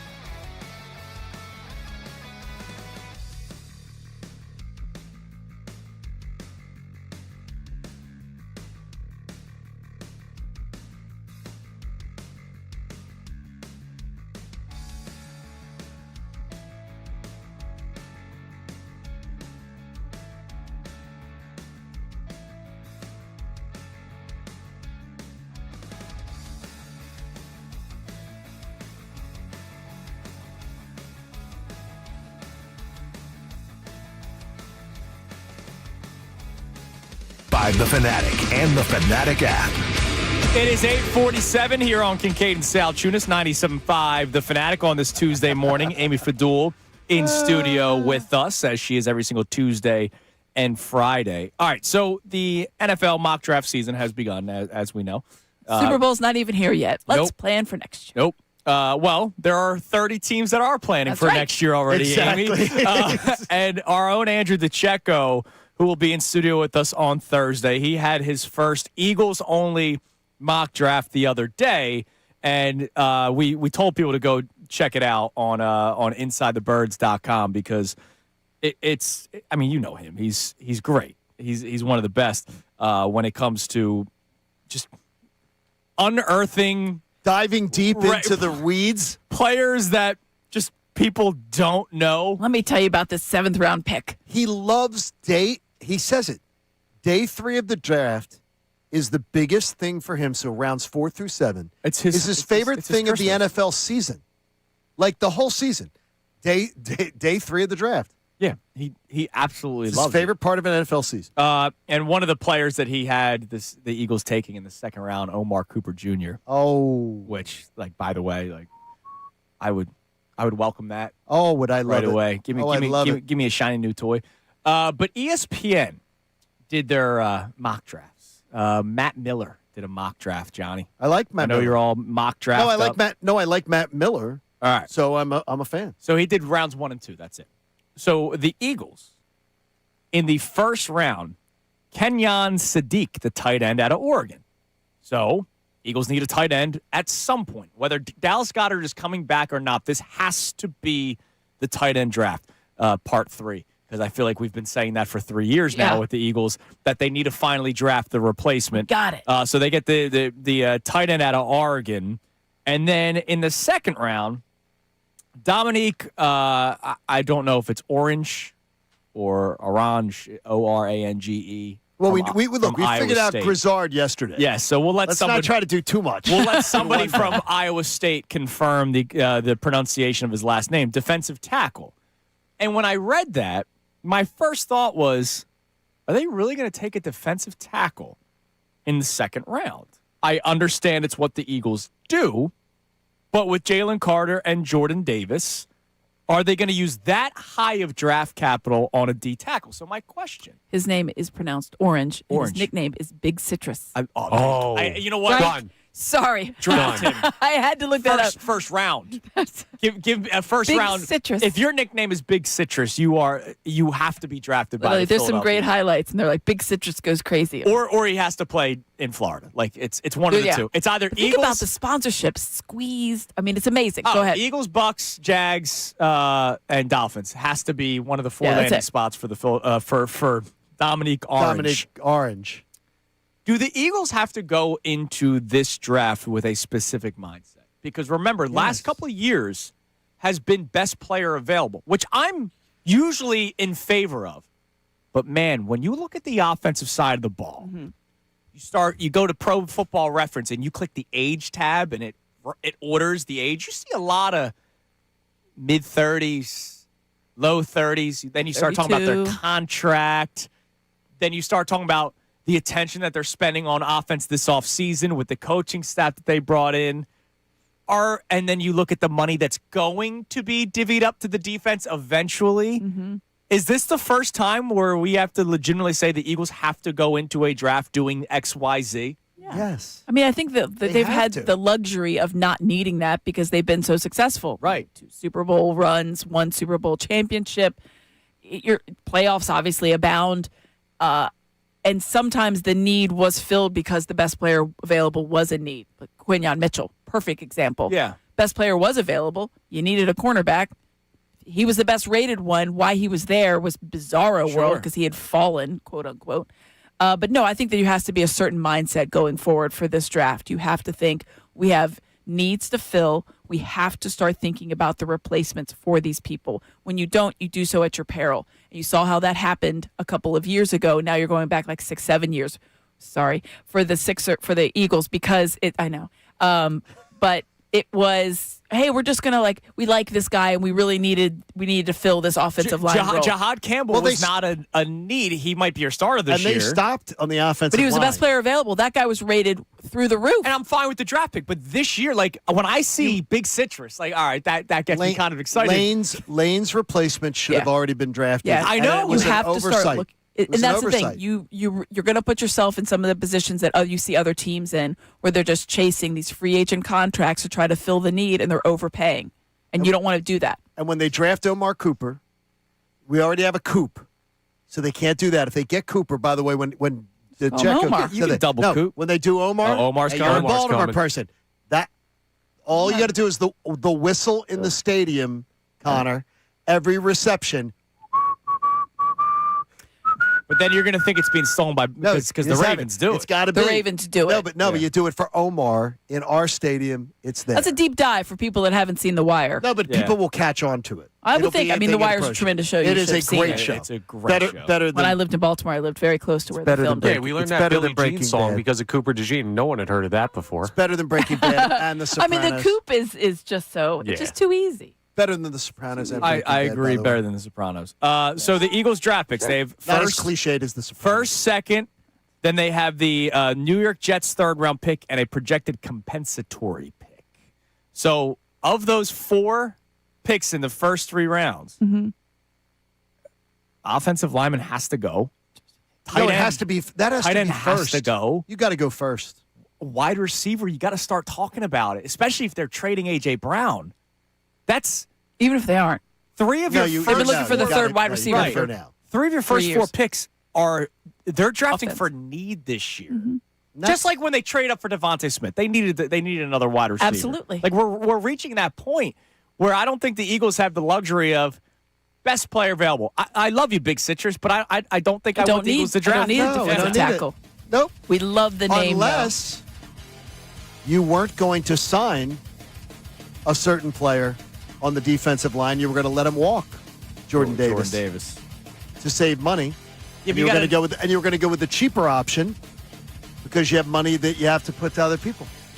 AKA Jalen Carter. But you know what? I'm fine with a rookie D tackle in 2 years. I don't want a rookie tight end, rookie tackle, rookie wide receiver. I'm just saying you can't have a rookie tackle protecting. Yeah, we got to start. Your quarterback. I think Jordan. If you tell me Jalen Carter, you tell me all the people you have to sign, Coop and Quinyon, Jordan Davis is the least of those in my mind. The 4 of them, he's the least that they would pay. All right. Well, coming up next, we can ask might be a mistake. A man who covers the team these questions. Dave Zangaro of NBC Sports Philadelphia will join us. And what does he think about the offense potentially getting a complete makeover? Dave joins us next. It's Kincade Salciunas. Amy with us, 97.5 The Fanatic. Now on 97.5 The Fanatic Sports Update. A big trade inbound. I'm Connor Thomas, and the Sixers are keeping their eye on that as the NBA trade deadline is looming. Now, just how aggressive will the Sixers be? Some stuff changed recently with the Paul George suspension, opening up a little bit more room under the second apron of the luxury tax. Bobby Marks, former GM and now current NBA insider, joined us yesterday. He talked about a big trade that could be on the horizon. If you want to dip your toe in the Giannis sweepstakes, it will cost you your rookie. No doubt about it. Now, the other part is would Milwaukee take Paul George back? Part of you says, yeah, maybe, because he's suspended right now, which players can be traded if you're on the suspended list.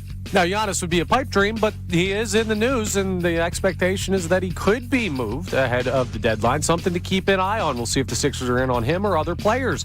Meanwhile, the team's still playing games. Beat the Clippers 128-113 last night. Tyrese Maxey, a fantastic 29-point night out of him. They'll play the Warriors tonight at 10 p.m. That game live here on The Fanatic. The Flyers host the Capitals tonight at 7 p.m.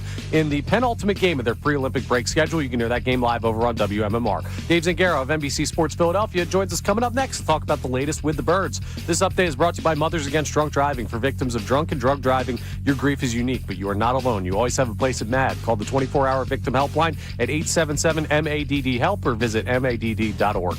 I'm Connor Thomas for the home of the Sixers, Flyers, and the best Birds coverage, 97.5 The Fanatic and the Fanatic app.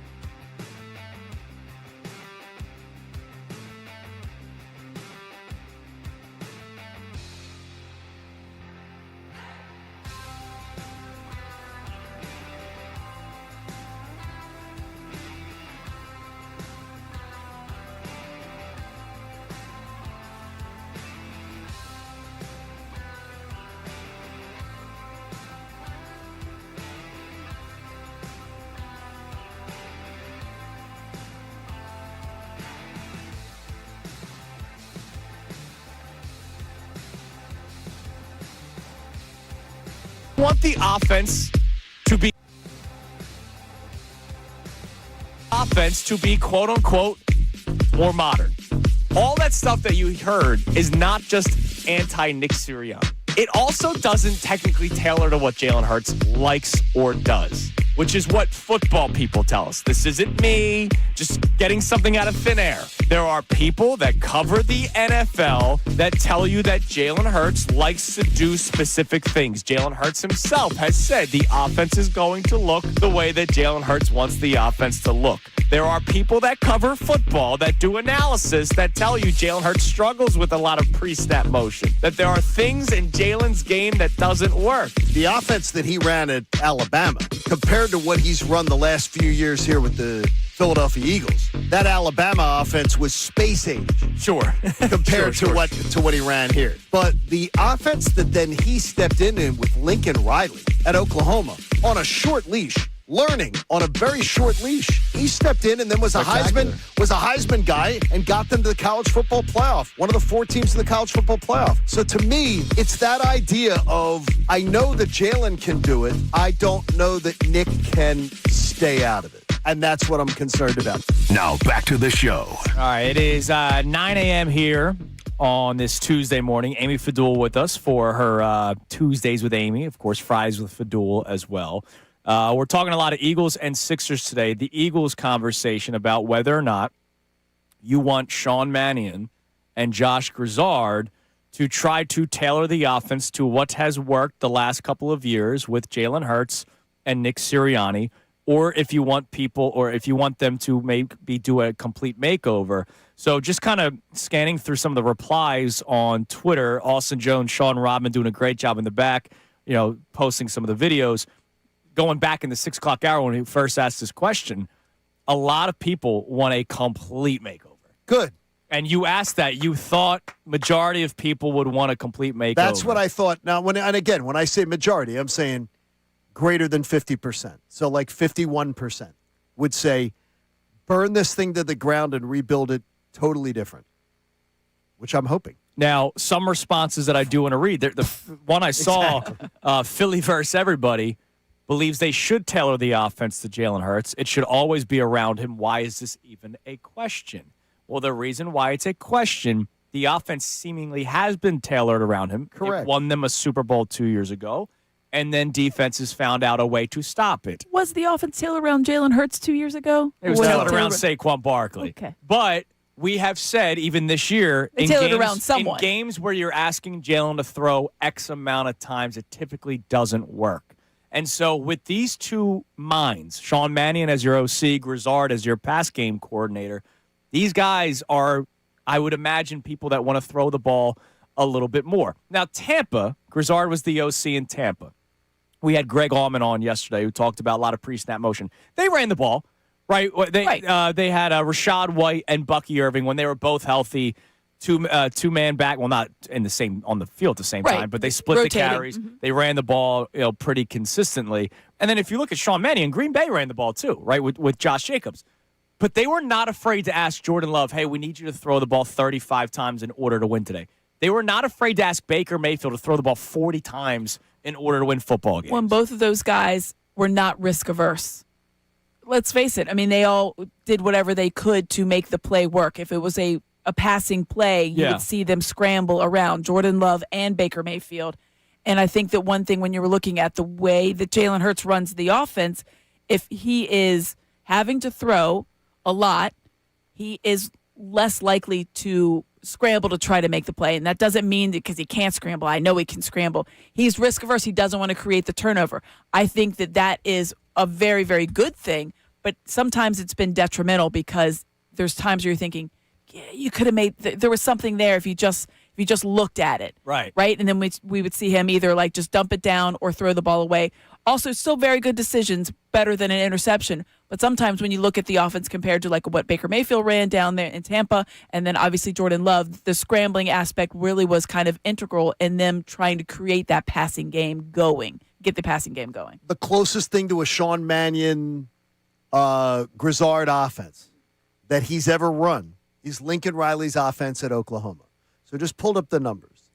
and in Lincoln Riley's offense, which would be very similar to the concept. Sure. Not 32 touchdowns passing, 20 rushing, 52 touchdowns total. He passed for almost 4,000 yards in his college season under Lincoln Riley, a 70% passer. How many interceptions? 32-8. See, there you go. 32-8. And you have to be willing to put the ball at risk in that offense. And that's the thing. Those guys do that. Baker Mayfield do does that. Jordan Love You does got to that. be willing to do that. And with this defense, be willing to do it. You have to be Trust your guys. In certain parts of the field, you're more willing than others.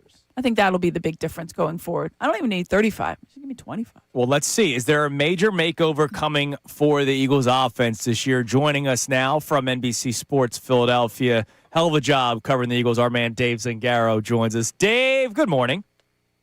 Good morning, guys. How are you? We're doing great. Our open today was about Sean Mannion and Josh Grizzard. We had Greg Allman on yesterday, who's been covering the Bucs since 2013. Talked about how Grizzard loves his pre-snap motion, getting guys in space, thrown over the middle of the field. We know that Sean Mannion has studied under Sean McVay and Matt LaFleur. They do things that the Eagles typically don't, Dave. So my question to start, do you believe we see almost a complete makeover with concepts and schemes for the Eagles offense in 2026? Yeah, I mean, it's a really big question because it's important. And it kind of goes back to when they bring in Kellen Moore and, like, do we think we're going to see a completely different Eagles offense? Oh, we didn't, right? We saw some new wrinkles. We saw some things that were added into it. And I think that's important. And look, I also think it's important to remember that, you know, a good coach isn't just going to have his system and do what he does. Like, he's going to mold it to the players he has a little bit too. So, just because Grizzard did this in Tampa and Mannion did this in Green Bay, like, things can change a little bit. And I think that's okay. But, yeah, certainly, like, we need to see some freshness in this Eagles offense. I think stagnant is the word I would use for what we saw last year. And it needs to be different. And that's obviously the hope here is when you bring in two different guys with very different backgrounds and you're hoping that they're able to all get in a room and kind of figure out what works best for the skill players this team has. And I think there's reasons to be encouraged about that. Dave, gut instinct. From all you've observed around covering the Eagles as long as you have, who do you believe is going to have the largest, loudest voice in that offensive room when all of those guys get together to decide what it's going to look like? Yeah, it's a good question. And sometimes, like, voice doesn't necessarily mean speaking up. Like, I think Jalen is a big part of this. And I don't mean like he's standing there pounding his fist on the table saying, I want to do this, but like, you're going to mold to your quarterback, right? And I don't think that's a bad thing. So I think Jalen's going to have a big say in it, but Sean Mannion better.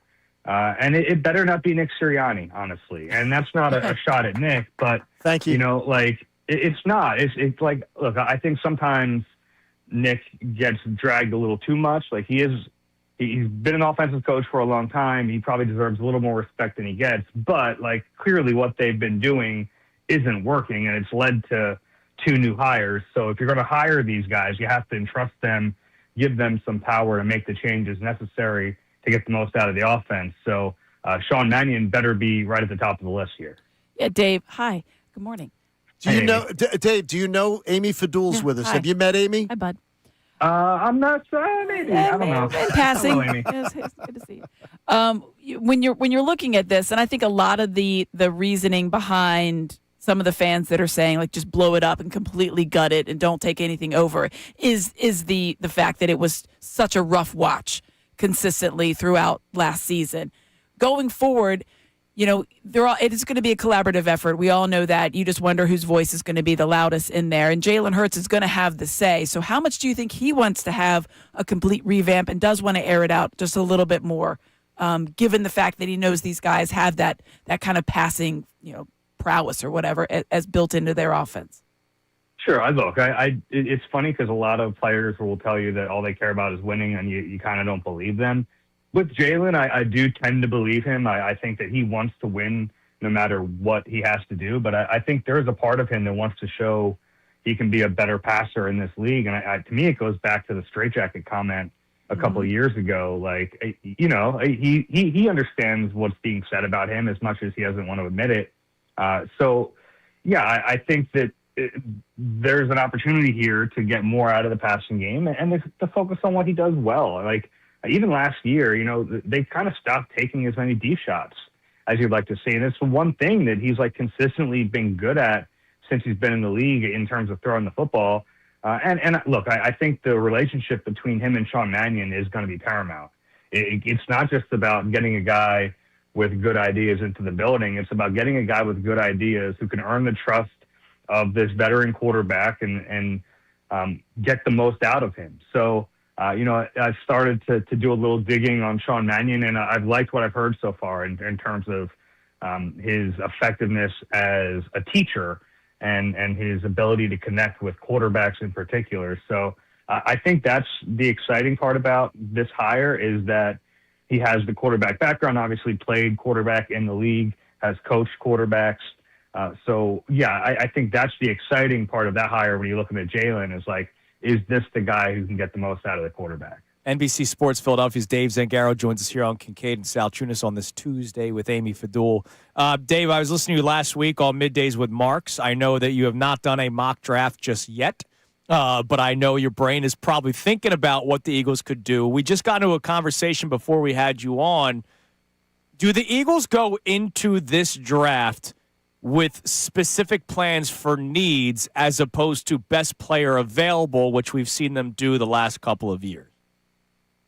Yeah, look, I think you can get yourself into trouble when you're narrowing down to positions that you need. That's how you end up with, you know, a Danny Watkins, or that's how you end up with a Marcus Smith. Like, you want to be careful to not draft for needs particularly, but I think the big shift in general, in like generally speaking, the big shift is going to be, yeah, it's time to draft more offensive players. Howie Roseman kind of talked about it after the season, the way this team has been built. You know, you have a lot of high-priced offensive players, and they've drafted so well on defense, but it's about to start flipping. You're going to have to start paying those defensive guys like Jalen Carter, and eventually Quinyon Mitchell, Cooper DeJean, Jordan Davis. Like, all these guys you're going to have to pay big money to. So you're going to have to flip the whole construction of the team, and you're going to have to start drafting better.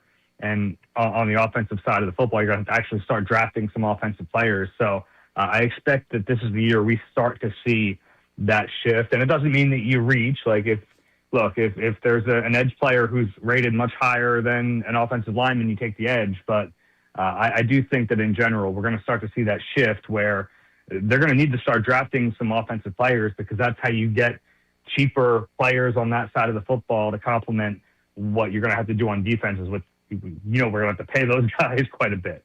Dave, I'm going to ask you to make a Sophie's choice, and it's a hard one. If I said to you there's 4 players coming up for contracts on the defensive side of the ball, and we're talking about Davis and Carter up front, DeJean and Mitchell eventually on the back end of the defense, if Howie Roseman said, look, we can't pay 4 of these guys, we can only pay 3 of them, do you think there'd be one guy who would be most likely to be the one that they would part with? So that's a tricky one, because Jordan Davis is, you know, he'd have to be first decision, right? Yeah. So that's the tricky part about this is, you know, honestly, and I love Jordan Davis. I think he's a great player. He'd be the one who would probably be the odd man out if you're just asking me on a, you know, point blank. But the tricky part about that, like you mentioned, is he's got the 5th year option in 2026, but then is a free agent. So you have to make that decision before. Not before. You're doing this all with the idea that you kind of know what the plan is, but you're still going to actually have to pull the trigger on him before those other guys. So that makes it tough, but I do think they can keep all 4. And I'm sure that, like, it sounds like a lot, but they've been planning for this from the moment they drafted these guys in the 1st round, and then in Cooper's case, the 2nd round. The one that I would say is like non-negotiable, you better keep, is Jalen Carter. And I know he didn't have the best season this year, but to me, he's like the linchpin of the whole defense. Like, you need him in there, then the 2 corners, and then Jordan Davis. But I do think there's a really good chance they keep all 4 of those guys long-term and make sure that they're building blocks. Dave, what about their defensive coordinator? Are they going to keep him? Is he going to retire? Yeah, I do believe he'll be back this year, and nothing has been super definitive just yet, but all indications are that Vic is going to be back for this season, which is a big deal. Obviously, they don't want to lose him.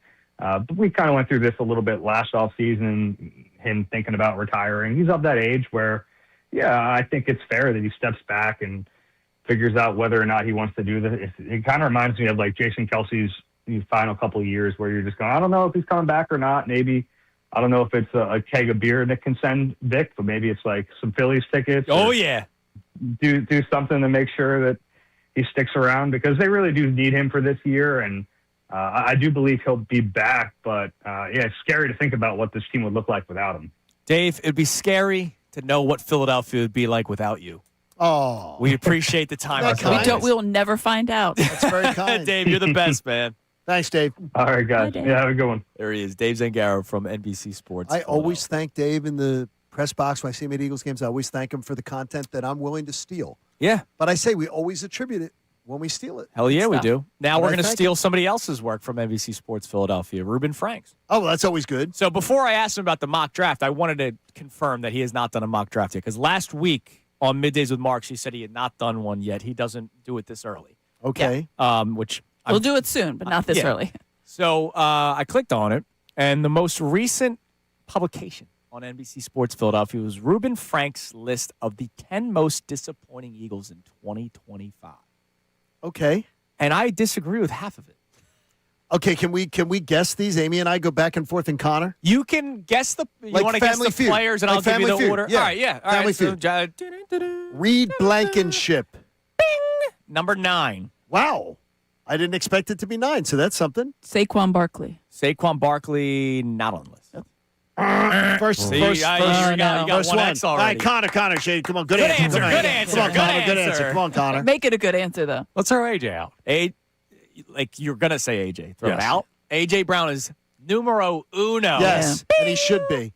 Cam Jurgens. That was mine. Number 2. Yeah, that was my one. It's when I didn't go Saquon. Okay, now you go. I'll go defensive player, and I'll go Jalen Carter. Yes. Yeah. Wow. Number 4. I watch. So I listen. That's so I'm unfair. a loyal. Yes. That's so unfair. Well, I'm a loyal listener to the Eagle Eye podcast. Shout out to Dave. Shout out to Rube. And they have talked. And Dave alluded to it right there. Said Jalen Carter is obviously your number one priority to sign him to a nice deal. But he did not have a good year. So I knew that. Not fair. Didn't even Not come fair. close Not to my fair. top 10 list. The procedure. I haven't even done it yet. I think but- for those guys, and you can. He has a little blur. He didn't just list people and just say like Right. this No, way. There's Carter's blurs. regression. Read it. Yeah. Carter's regression was partially injury related, but two things that were within his control were his fitness level, Yeah, which they Vic were. Fangio called him out on, and the Dak Prescott incident, which cost him the opener. Okay, that was bad. You give Carter credit for trying to play through those shoulder injuries, and he was better when he came back after the 3-game layoff, but still nowhere near the dominating force we saw in 2024. At times, you could see the elite player, but not consistently.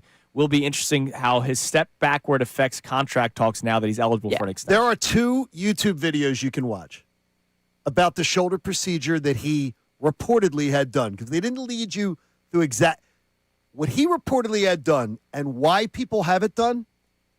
I think that's a little out of bounds, because it is for people are in extreme pain.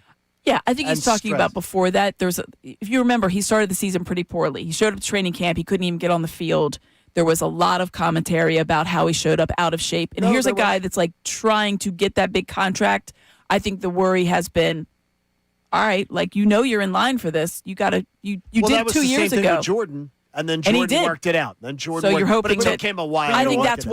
why. Even 4 if is high for that. 4 is high. Like, if 10. you put him at 9-10. 9-10, yes. Are you 4. Reed Blankenship? Are you kidding Yeah, me? Reed Blankenship was a Reed Blankenship's 9 and Jalen Carter's I got number 4? 4. All right. Oh my gosh. Connor? Jordan Mailata. Jordan Mailata not on the list. Oh, he should have been a So Pro that's Bowler. X number 2. I got to tell you. I think John might have accepted me on that. I'm going to say I accepted Connor's answer there. I thought it should have 100 been there. people. I'm did going to not. say Landon Dickerson. Landon Dickerson, Yeah. bing, Yeah, number I was saying 3. if we could go across the line on And that I think one. Landon also, we Well, yeah, those guys were all big. Yeah. Jalen Hurts. Jalen Hurts, 8th. Bing. So you have We have 2 strikes. so far, 1 through 4, which was AJ, I'm missing Cam, 5, 6, Landon Dickerson, and Jalen 7. Carter. Uh-huh. You have Jalen 9. Hurts at 8 and Reed Blankenship at 9. Oh. Okay, we have 2 we're strikes missing on it. 10. So we have 5, 6, 7, and 10. Okay.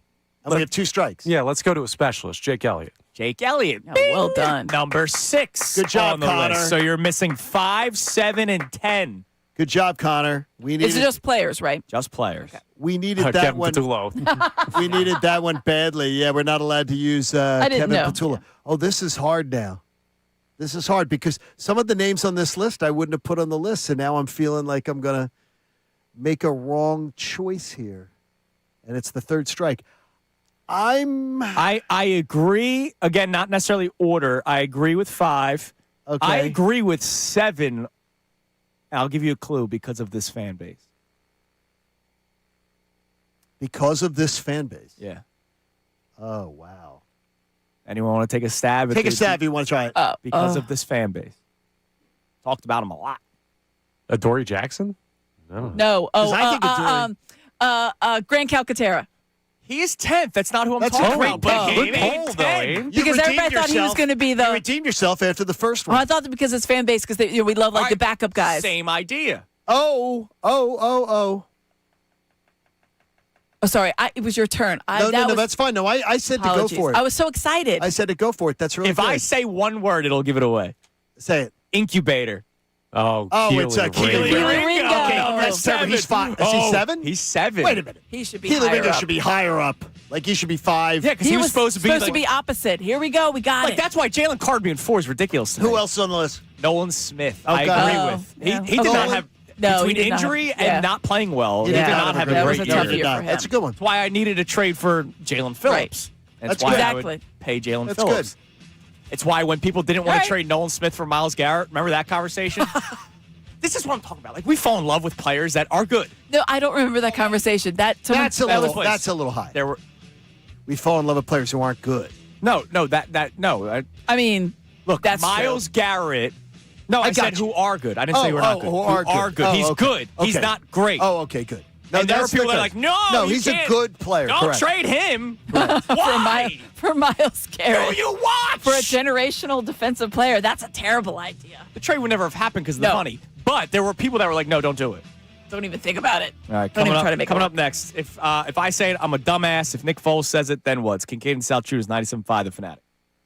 Now on 97.5 The Fanatic Sports Update. Trade deadline looming. I'm Connor Thomas, and the trade deadline is looming in the NBA. Sixers trying to decide just how aggressive they're going to be in the wake of the Paul George suspension news, which gives them actually a little more wiggle room when it comes to their cap number and luxury tax number. So with the deadline on Thursday, former GM Bobby Marks joined us yesterday and talked about how aggressive the Sixers could be. You're still kind of right against the apron. So you're in a position where you're not going to be allowed to take back more salary. But yeah, I do think there's an opportunity. Yeah, listen, Darryl, he's made a trade every deadline. So I don't think they're going to stand pat here as far as where they are. Of course, we'll keep you updated on any trade news as the deadline draws closer. Meanwhile, teams still playing games. They took down the Clippers 128-113 last night. Tyrese Maxey, 29 points, 7 3-pointers, leading the way to the win. They'll play the Warriors tonight at 10 p.m. You can hear that game live here on The Fanatic. The Flyers host the Capitals tonight at 7 p.m. It's their second to last game of the pre-Olympic break schedule. You can hear that game live over on our sister station, WMMR. Amy Fadul stays with us for the remainder of the show, continuing to break things down with the guys. This update is brought to you by Mothers Against Drunk Driving. For victims of drunk and drug driving, your grief is unique, but you are not alone. You always have a place at MADD. Call the 24-hour victim helpline at 877-MADD-HELP or visit MADD.org. I'm Connor Thomas for the home of the Sixers, Flyers, and the Best Birds coverage, 97.5 The Fanatic and 97.5 The Fanatic app.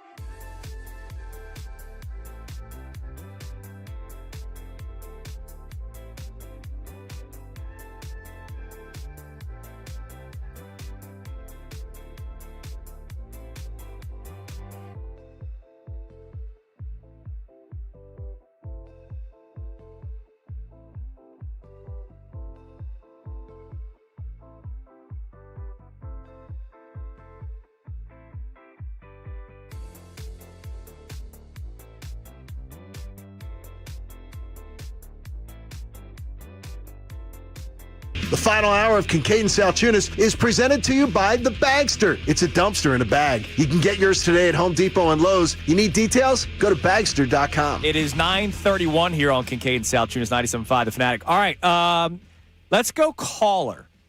First caller at 610-632-0975. If you remember, about an hour ago, we told you that the Piccalilli Inn dropped off some food, some great eats, 2 little pickies and 2 more entree things. Can you name all 4? The first person to do that at 610-632-0975, the call-in, will win the $50 gift card to the Piccalilli Inn. Thank you to the Piccalilli Inn, by the way, bringing in that tremendous food. They have award-winning buffalo wings, tails, and ears today. For the big game, skip the lame chains and take the trip to the Pick, South Jersey's King of Wings. I love it there. Order by Friday and get 75 wings for $60. Order online at Piccalilli.com. By the way, speaking of the big game, kick it off Sunday with the Fanatic at the West at Caesars Atlantic City, the West. Yeah, that sounds cool. Who's going to be there? Ray Dunn. And that's the only person you need to know about.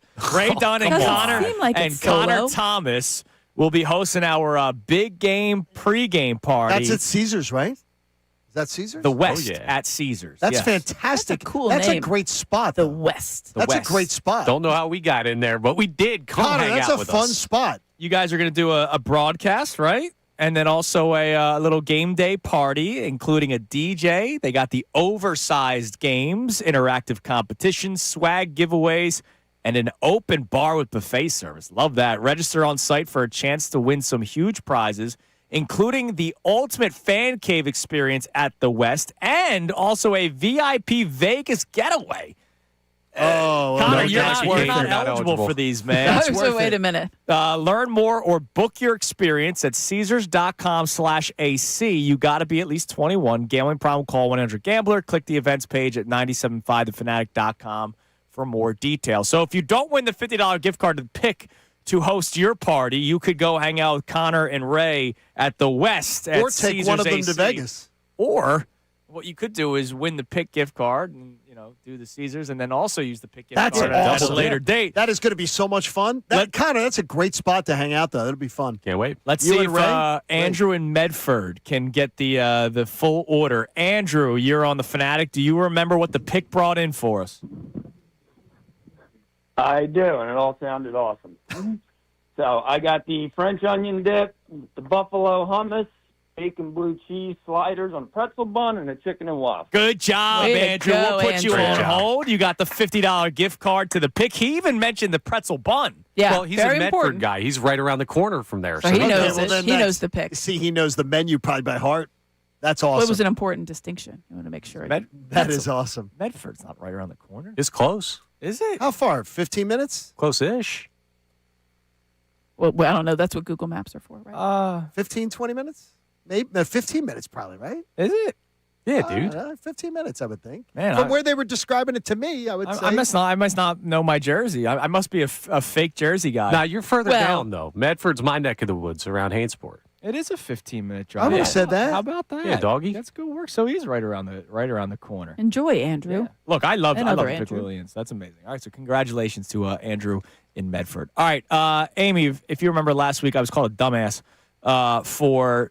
Amy didn't mean it. She just said it in passing. For mentioning. Something else. For mentioning that Sean Mannion's a first-time play caller, and who knows? Oh yeah. We don't know. You had quite the Twitter. We don't know. Sean Mannion could be the greatest offensive mind in the history of the NFL. Correct. Sean Mannion could be the worst offensive mind in the history of the NFL. You know why we don't know yet? He hasn't called a single play. That's great analysis. We haven't even talked to him. That's great analysis on Andrew's We haven't part. heard his ideas. So the fact that I brought up the concern of, hey, he's never called plays before, not saying he's going to be Not bad valid. at it, but he's never called plays before, and we have a championship window. Just a little bit of a concern of mine. I was called a dumbass for that. This was Nick Foles, Super Bowl MVP, may know a little bit more about football than I do, saying pretty much the same thing. He's going to do the analogy that we all know, the 16-year-old in the Lambo. The thing that came to me, and this is no disrespect to Sean, this is just what it came to me was, it's like giving your 16-year-old who just started driving a brand new Lamborghini. That's what the Eagles offensive, they got like a Lamborghini of players, and now, this is his first time driving. He's got the keys. Now, maybe he's a child prodigy that's been doing race cars in the backyard and doing donuts, and you have no idea, and he can drive drive that thing like a madman. Only time will tell. So, only time will tell. Now, I do want to play another clip for you, the first one, Connor, because if you don't know, Amy, do you know that Nick Foles and Sean Mannion were teammates? Where? St. Louis Rams. Oh. When Nick Foles started like 10 games. The St. Louis Rams. With it was the Jeff Fisher-led Rams, right? Wow. Probably went 8-8. There you go. It was the year that he got fired and he had to leave. Let's see, 2015. Yeah, Jeff Fisher, they went 7-9. Weren't they on Hard Knocks? And he said, I ain't going bleeping 7-9. And then they had to announce that he was like, on Hard Knocks, you saw him like talk about like how, I'm not going out that way. And then he did literally go out that way. Jeff Fisher, it was in August of 2016, so it was the next year. Damn it. Okay. But he said, I'm not going 7-9. They went 7-9 the year before. Nick Foles was the starting quarterback for 11 games. Okay. The other starter that year. You probably should know this because it was a storyline. The other starter for the St. Louis Rams? 2 years later. Bradford? Sam Bradford. Yeah, that's Case Keenum. Case Keenum. The NFC Championship game. Foles Keenum. The one that people were talking. Everybody was riveted for that funny. One. People are complaining about Seahawks and Patriots. Let's take you back, people. If we go outside of Philadelphia, who is excited for the matchup of Foles versus Keenum, other than the human storyline that was pretty cool? Right. Like those two guys. The comebacks. Yeah. But from afar. No. It's, oh, man. Yeah, the difference is the Drake made Jarrett Stidham was 10-7 and Nick Foles balled out. Right. Yeah, that's a good point. But yeah, Sean Mannion was a rookie that year, and so he was in the same room as Nick Foles. So here's Nick Foles talking about Sean Mannion. 3rd round pick, a rookie in St. Louis when you were with the Rams. So you have a little bit of history with him. I do. He, very impressive rookie. One of the more impressive rookies I've ever been around. You could tell right away with his work ethic, his knowledge of football at that point. And honestly, he always, sort of, I don't know if you liked it when I said it, but it seemed like he had a photographic memory with his ability just to recall things. Either that or he just constantly was, studying, prepping, flashcards, whatever it may be. But you could tell he was really diligent. And then, got into the coaching world the last couple of years. And you knew he'd always be a guy that would climb the ladder, but I feel like he's climbing it quicker than I thought. And with the Philadelphia Eagles, which we just did a podcast earlier today, talking about who they should go with. So a unique hire. So a unique hire. You like that wording? Yeah, I do. It is a unique hire. Kevin Patullo was not a unique hire. No, Kevin Patullo was a shocking hire. It's the same hire they made in 1999. They hired a quarterbacks coach from the Packers who had never called a play. Yeah. That's why it's unique.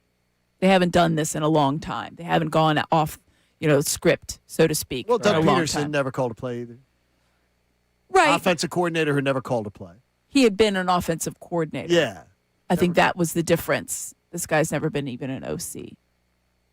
Yeah, I'm. That's why I have the concern if he's never done it before. The thing is the praise from Foles is so effusive about everything about him, and then there's that is like it's almost like that little pump the brakes, because he's never done it before. And then that was the first clip. The second clip was the Lambeau one. Right. But he said, "Who knows? This guy could be the child prodigy." Yeah, and that's the thing.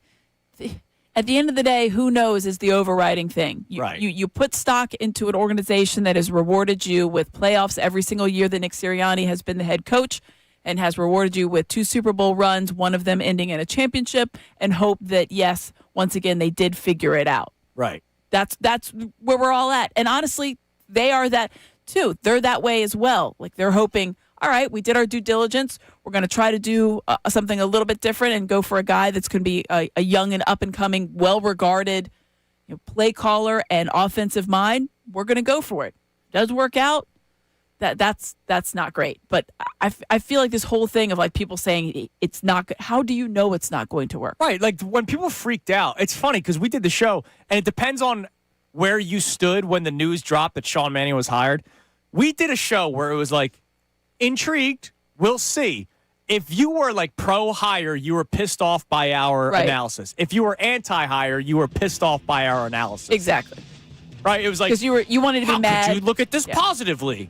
Well, I'm not. You're I'm mad just, either way. Yeah. Yeah. Or you're going to say he's going to be great. You know how many touchdown passes that Rams team threw that year? Oh, I mean, that was like Nick Foles, Case Keenum. 17. Amy? 20? Connor? 22. How about 11? Oh, my gosh. Jesus. You know, they only played 16 games that year. I understand. So that's why only... That's still like, wild. But that's the Rams. Kevin Patullo didn't have anything to do with that offense? In case you were wondering, the Jets this year, as bad as they were, they threw 15 touchdown passes. Wow. That team threw 11. Wow. All right, coming up next. 11. That's terrible. That's so terrible. Johnny has reminded me numerous times today that 1 year ago today, Amy, we were getting on a flight to get to New Orleans for Radio Row. Was this Super Bowl 59 Eagles defense an all-time Super Bowl winning defense? It's Kincade and Salciunas, 97.5 The Fanatic. When you've been in business for almost 4 decades, that means you're doing something right. But Dan White and Associates helps people specialize in retirement and financial planning. So you better be doing something right because you can't get it wrong. You're talking about people's retirement. You're talking about people being able to budget to be able to buy that new house or pay for their kids' college education. Dan White and Associates has been doing it so well for so long because they specialize their approach. They educate their clients on retirement planning. They help all of their clientele find certainty in their financial future. And they understand that the retirement discussions and money discussions as a whole can be a really overwhelming topic. And that's why they try to have them be individual discussions. They host these educational seminars throughout Pennsylvania, Delaware, and Maryland. You can go, you can have a great meal, and you can hear a little bit about what more they could potentially do for you. Then you go visit in Glen Mills, Middletown, Delaware, or Lewis, Delaware, for one of their complimentary no-risk consultations. Then you can find out what the answers are to your particular questions and how Dan White and Associates can help you. 4 decades? Well, that ain't lying. That's telling you they have a reputation. Put it to work for you. Check out danwhiteandassociates.com on the web. The Phillies will be in...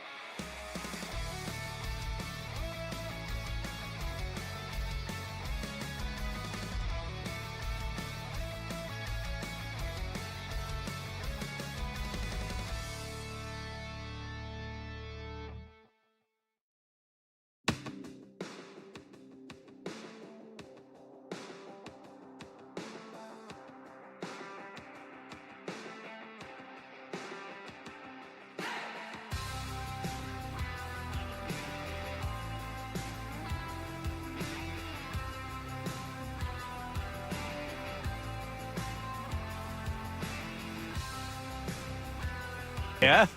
So Janoris Jenkins for your viewing pleasure. Janoris Jackrabbit Jenkins was on that team. So we're wondering, Amy and I were wondering during the break, how the hell did they win 7 games? Because it was like the 11 touchdowns. Who did the 2 gentlemen throw to? So Nick it was Foles, a who's who. in case people were wondering, how are you even talking about the 2015 Rams? Nick Foles and Sean Mannion, Eagles' new offensive coordinator, were on the same team. Nick Foles spoke of Sean Mannion very highly in terms of the brain, the person, all that kind of stuff. Did question, all right, first-time play caller with this roster, is he going to be able to take them to that next level, which they clearly did not last year under Kevin Patullo, which was a horrible decision to begin with. So Nick Foles and Case Keenum threw 11 touchdown passes total. That's so hard. To 11 picks, by the way. I would never have believed that was a true number. And they went 7-9. And we all thought we were going low with like 20. Yeah. By the way, they were 4-3 at one point. Had to have been a good defense. Yes. Very good defense. They had Aaron Donald at 24 years old on that team. Yeah, that tracks. Janoris Jackrabbit Jenkins, we were talking about. Rodney McLeod was 25. And remember, Rodney used to have, back when You Got Jacked Up was was allowed to be aired on ESPN, and that is obviously no longer allowed to be aired, and for good reason. Rodney McLeod was on that team. Chris Long was just 30 years old on that team. They had edges, they had linebackers, they had corners, so they had a very good defense. And here we are talking about how the Eagles' defense saved the season this year. They got 11 wins. Imagine how good that defense had to be to win 7. God, what a terrible team. I have no memory of them being that bad. I have no memory of them being that bad. Connor, I told them who scored the touchdowns, the receiving touchdowns. Your leader was Tavon Austin with 5. Of course. Kenny Britt had 3. Titans legend. Lance Kendricks, tight end, had 2.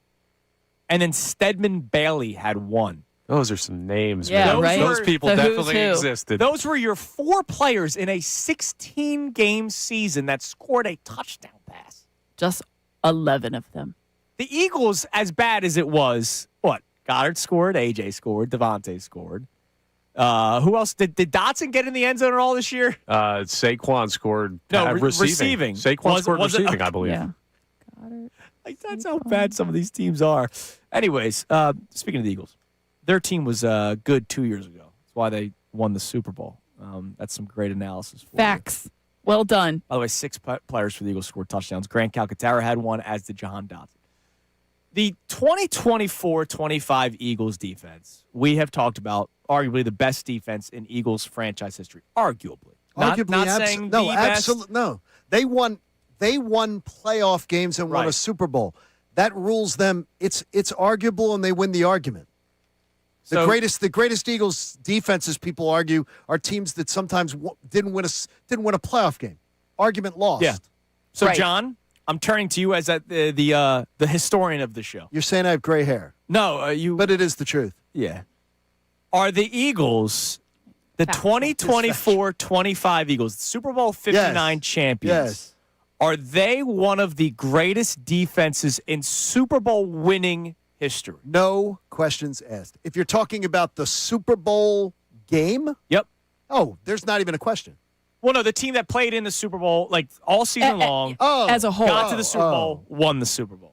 I mean, yeah, I think there's 2 teams that come to mind immediately. They're in that discussion. They're not the Ravens and they're not the Bears. Fair. Yeah, those are the They're 2 not even in that. They're not even in discussion with those 2 teams. Are they Legion of Boom Seahawks? This guy, Ben Arthur.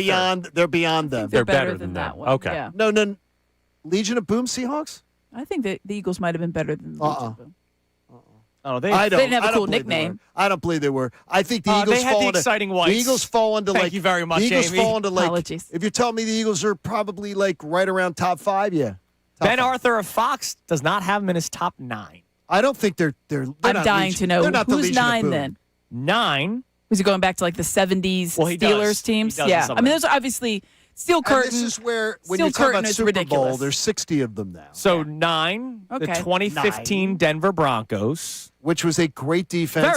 Very good, right? That defense was every bit as good. I think that defense very comparable to the Eagles we saw last year. Number 8 was the 1990 Giants. LT, Pepper Johnson, all those I guys. think that was great, but I think that was more of a front than it was the there was entire one defense. dynamic player that changed literally the position. I think I would take the Eagles defense above them. Legion of Boom, 2013 I think I would Seahawks take was them. 7. I would take them ahead of the Eagles last year. Steel Curtain, 1975 Steelers is 6. I don't remember. I mean, that's ridiculous. I could tell you all Ham, about it. Lambert. That was amazing. They're Hall of Famers across the board. Sorry to bring up bad memories. The 2002 Tampa Bay Buccaneers came in at number 5. Doesn't sound right. I think the Eagles' defense of last year was every bit that defense.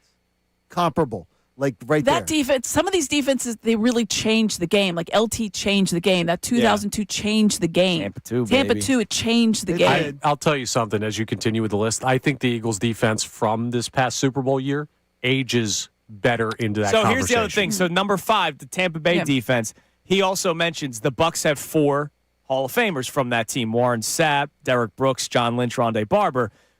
The Eagles are still playing. Yeah, there Eagles, could be a day where we're talking about, wow, that team had the Eagles could have 3. Yeah. Who knows? The Eagles could have 3. Sure. Maybe more than that, man. Jalen Carter, Cooper DeJean, Quinyon Mitchell. Who's the 4th? Brandon Graham. Brandon Graham. I don't think Brandon Graham's going to be a Hall of Famer. I think he. I do he not. might have a case. I do not. Longevity may be. I think part a of it. Philadelphia Hall of Famer. I don't think Brandon Graham's going to Canton. Does Slay push No, at I all? don't think, I don't think so. Not I enough don't think he's the going to interception Canton. Yeah. numbers. I you mean, know. I love Brandon Graham and I love Slay. Well, the thing is, the way that the Eagles defense was run, some of the numbers that get you that Hall of Fame conversation, like sacks or interceptions, are just Right. not there. Yeah, it doesn't mean it's not a good defense. I love Brandon Look at look at the Ravens defense. Yes, Ed Reed and Ray Lewis. Locks done, already done. Sure. There's other guys that were so instrumental in that, but they're Sure. not going to have the accolades. You have to really deep dive in that. Right. By the way, 71 Cowboys was 4th, 72 Dolphins was 3rd, 2000 Ravens number 2, and then the Bears number 1. But the Eagles not in the top 9. I don't know about that. By the way, watch just a little teaser for tomorrow. And as you're watching today and follow throughout the day, watch for a brewing story around the Flyers. A couple texts What are coming you in. sniffing? Turmoil around the whole Mishkov situation and the critique that he has received publicly, and that let's just say the brass of the Flyers getting a ton of critique for their public critique of Mishkov. And some of it may be coming from upstairs. Interesting. So keep an eye on it. Just a story to watch. I'm sure While you're that watching- John Marks and Billy Listen to Colorado Middays with- While you're listen watching to Middays Sixers with tonight, Marks. staying up with me and Uh-huh. Coach. I We'll be guess there. yes. Coach and Mark. We'll be there. What if we Jim Lynam came back to the weather that's here and left Florida. to watch dude. West What a Coast gem. basketball, What a baby. dude. Amy, thank you as always. Thanks, Aim. We Thanks, have guys. an open. I for know. Ask Me Matt- Amy thing. Yeah, Matt sent it. So that it's good comes your way stuff. Friday. See you Everybody guys have a Friday. great Have a great rest day, of your everybody. day. Middays with Marks next year on The Fanatic.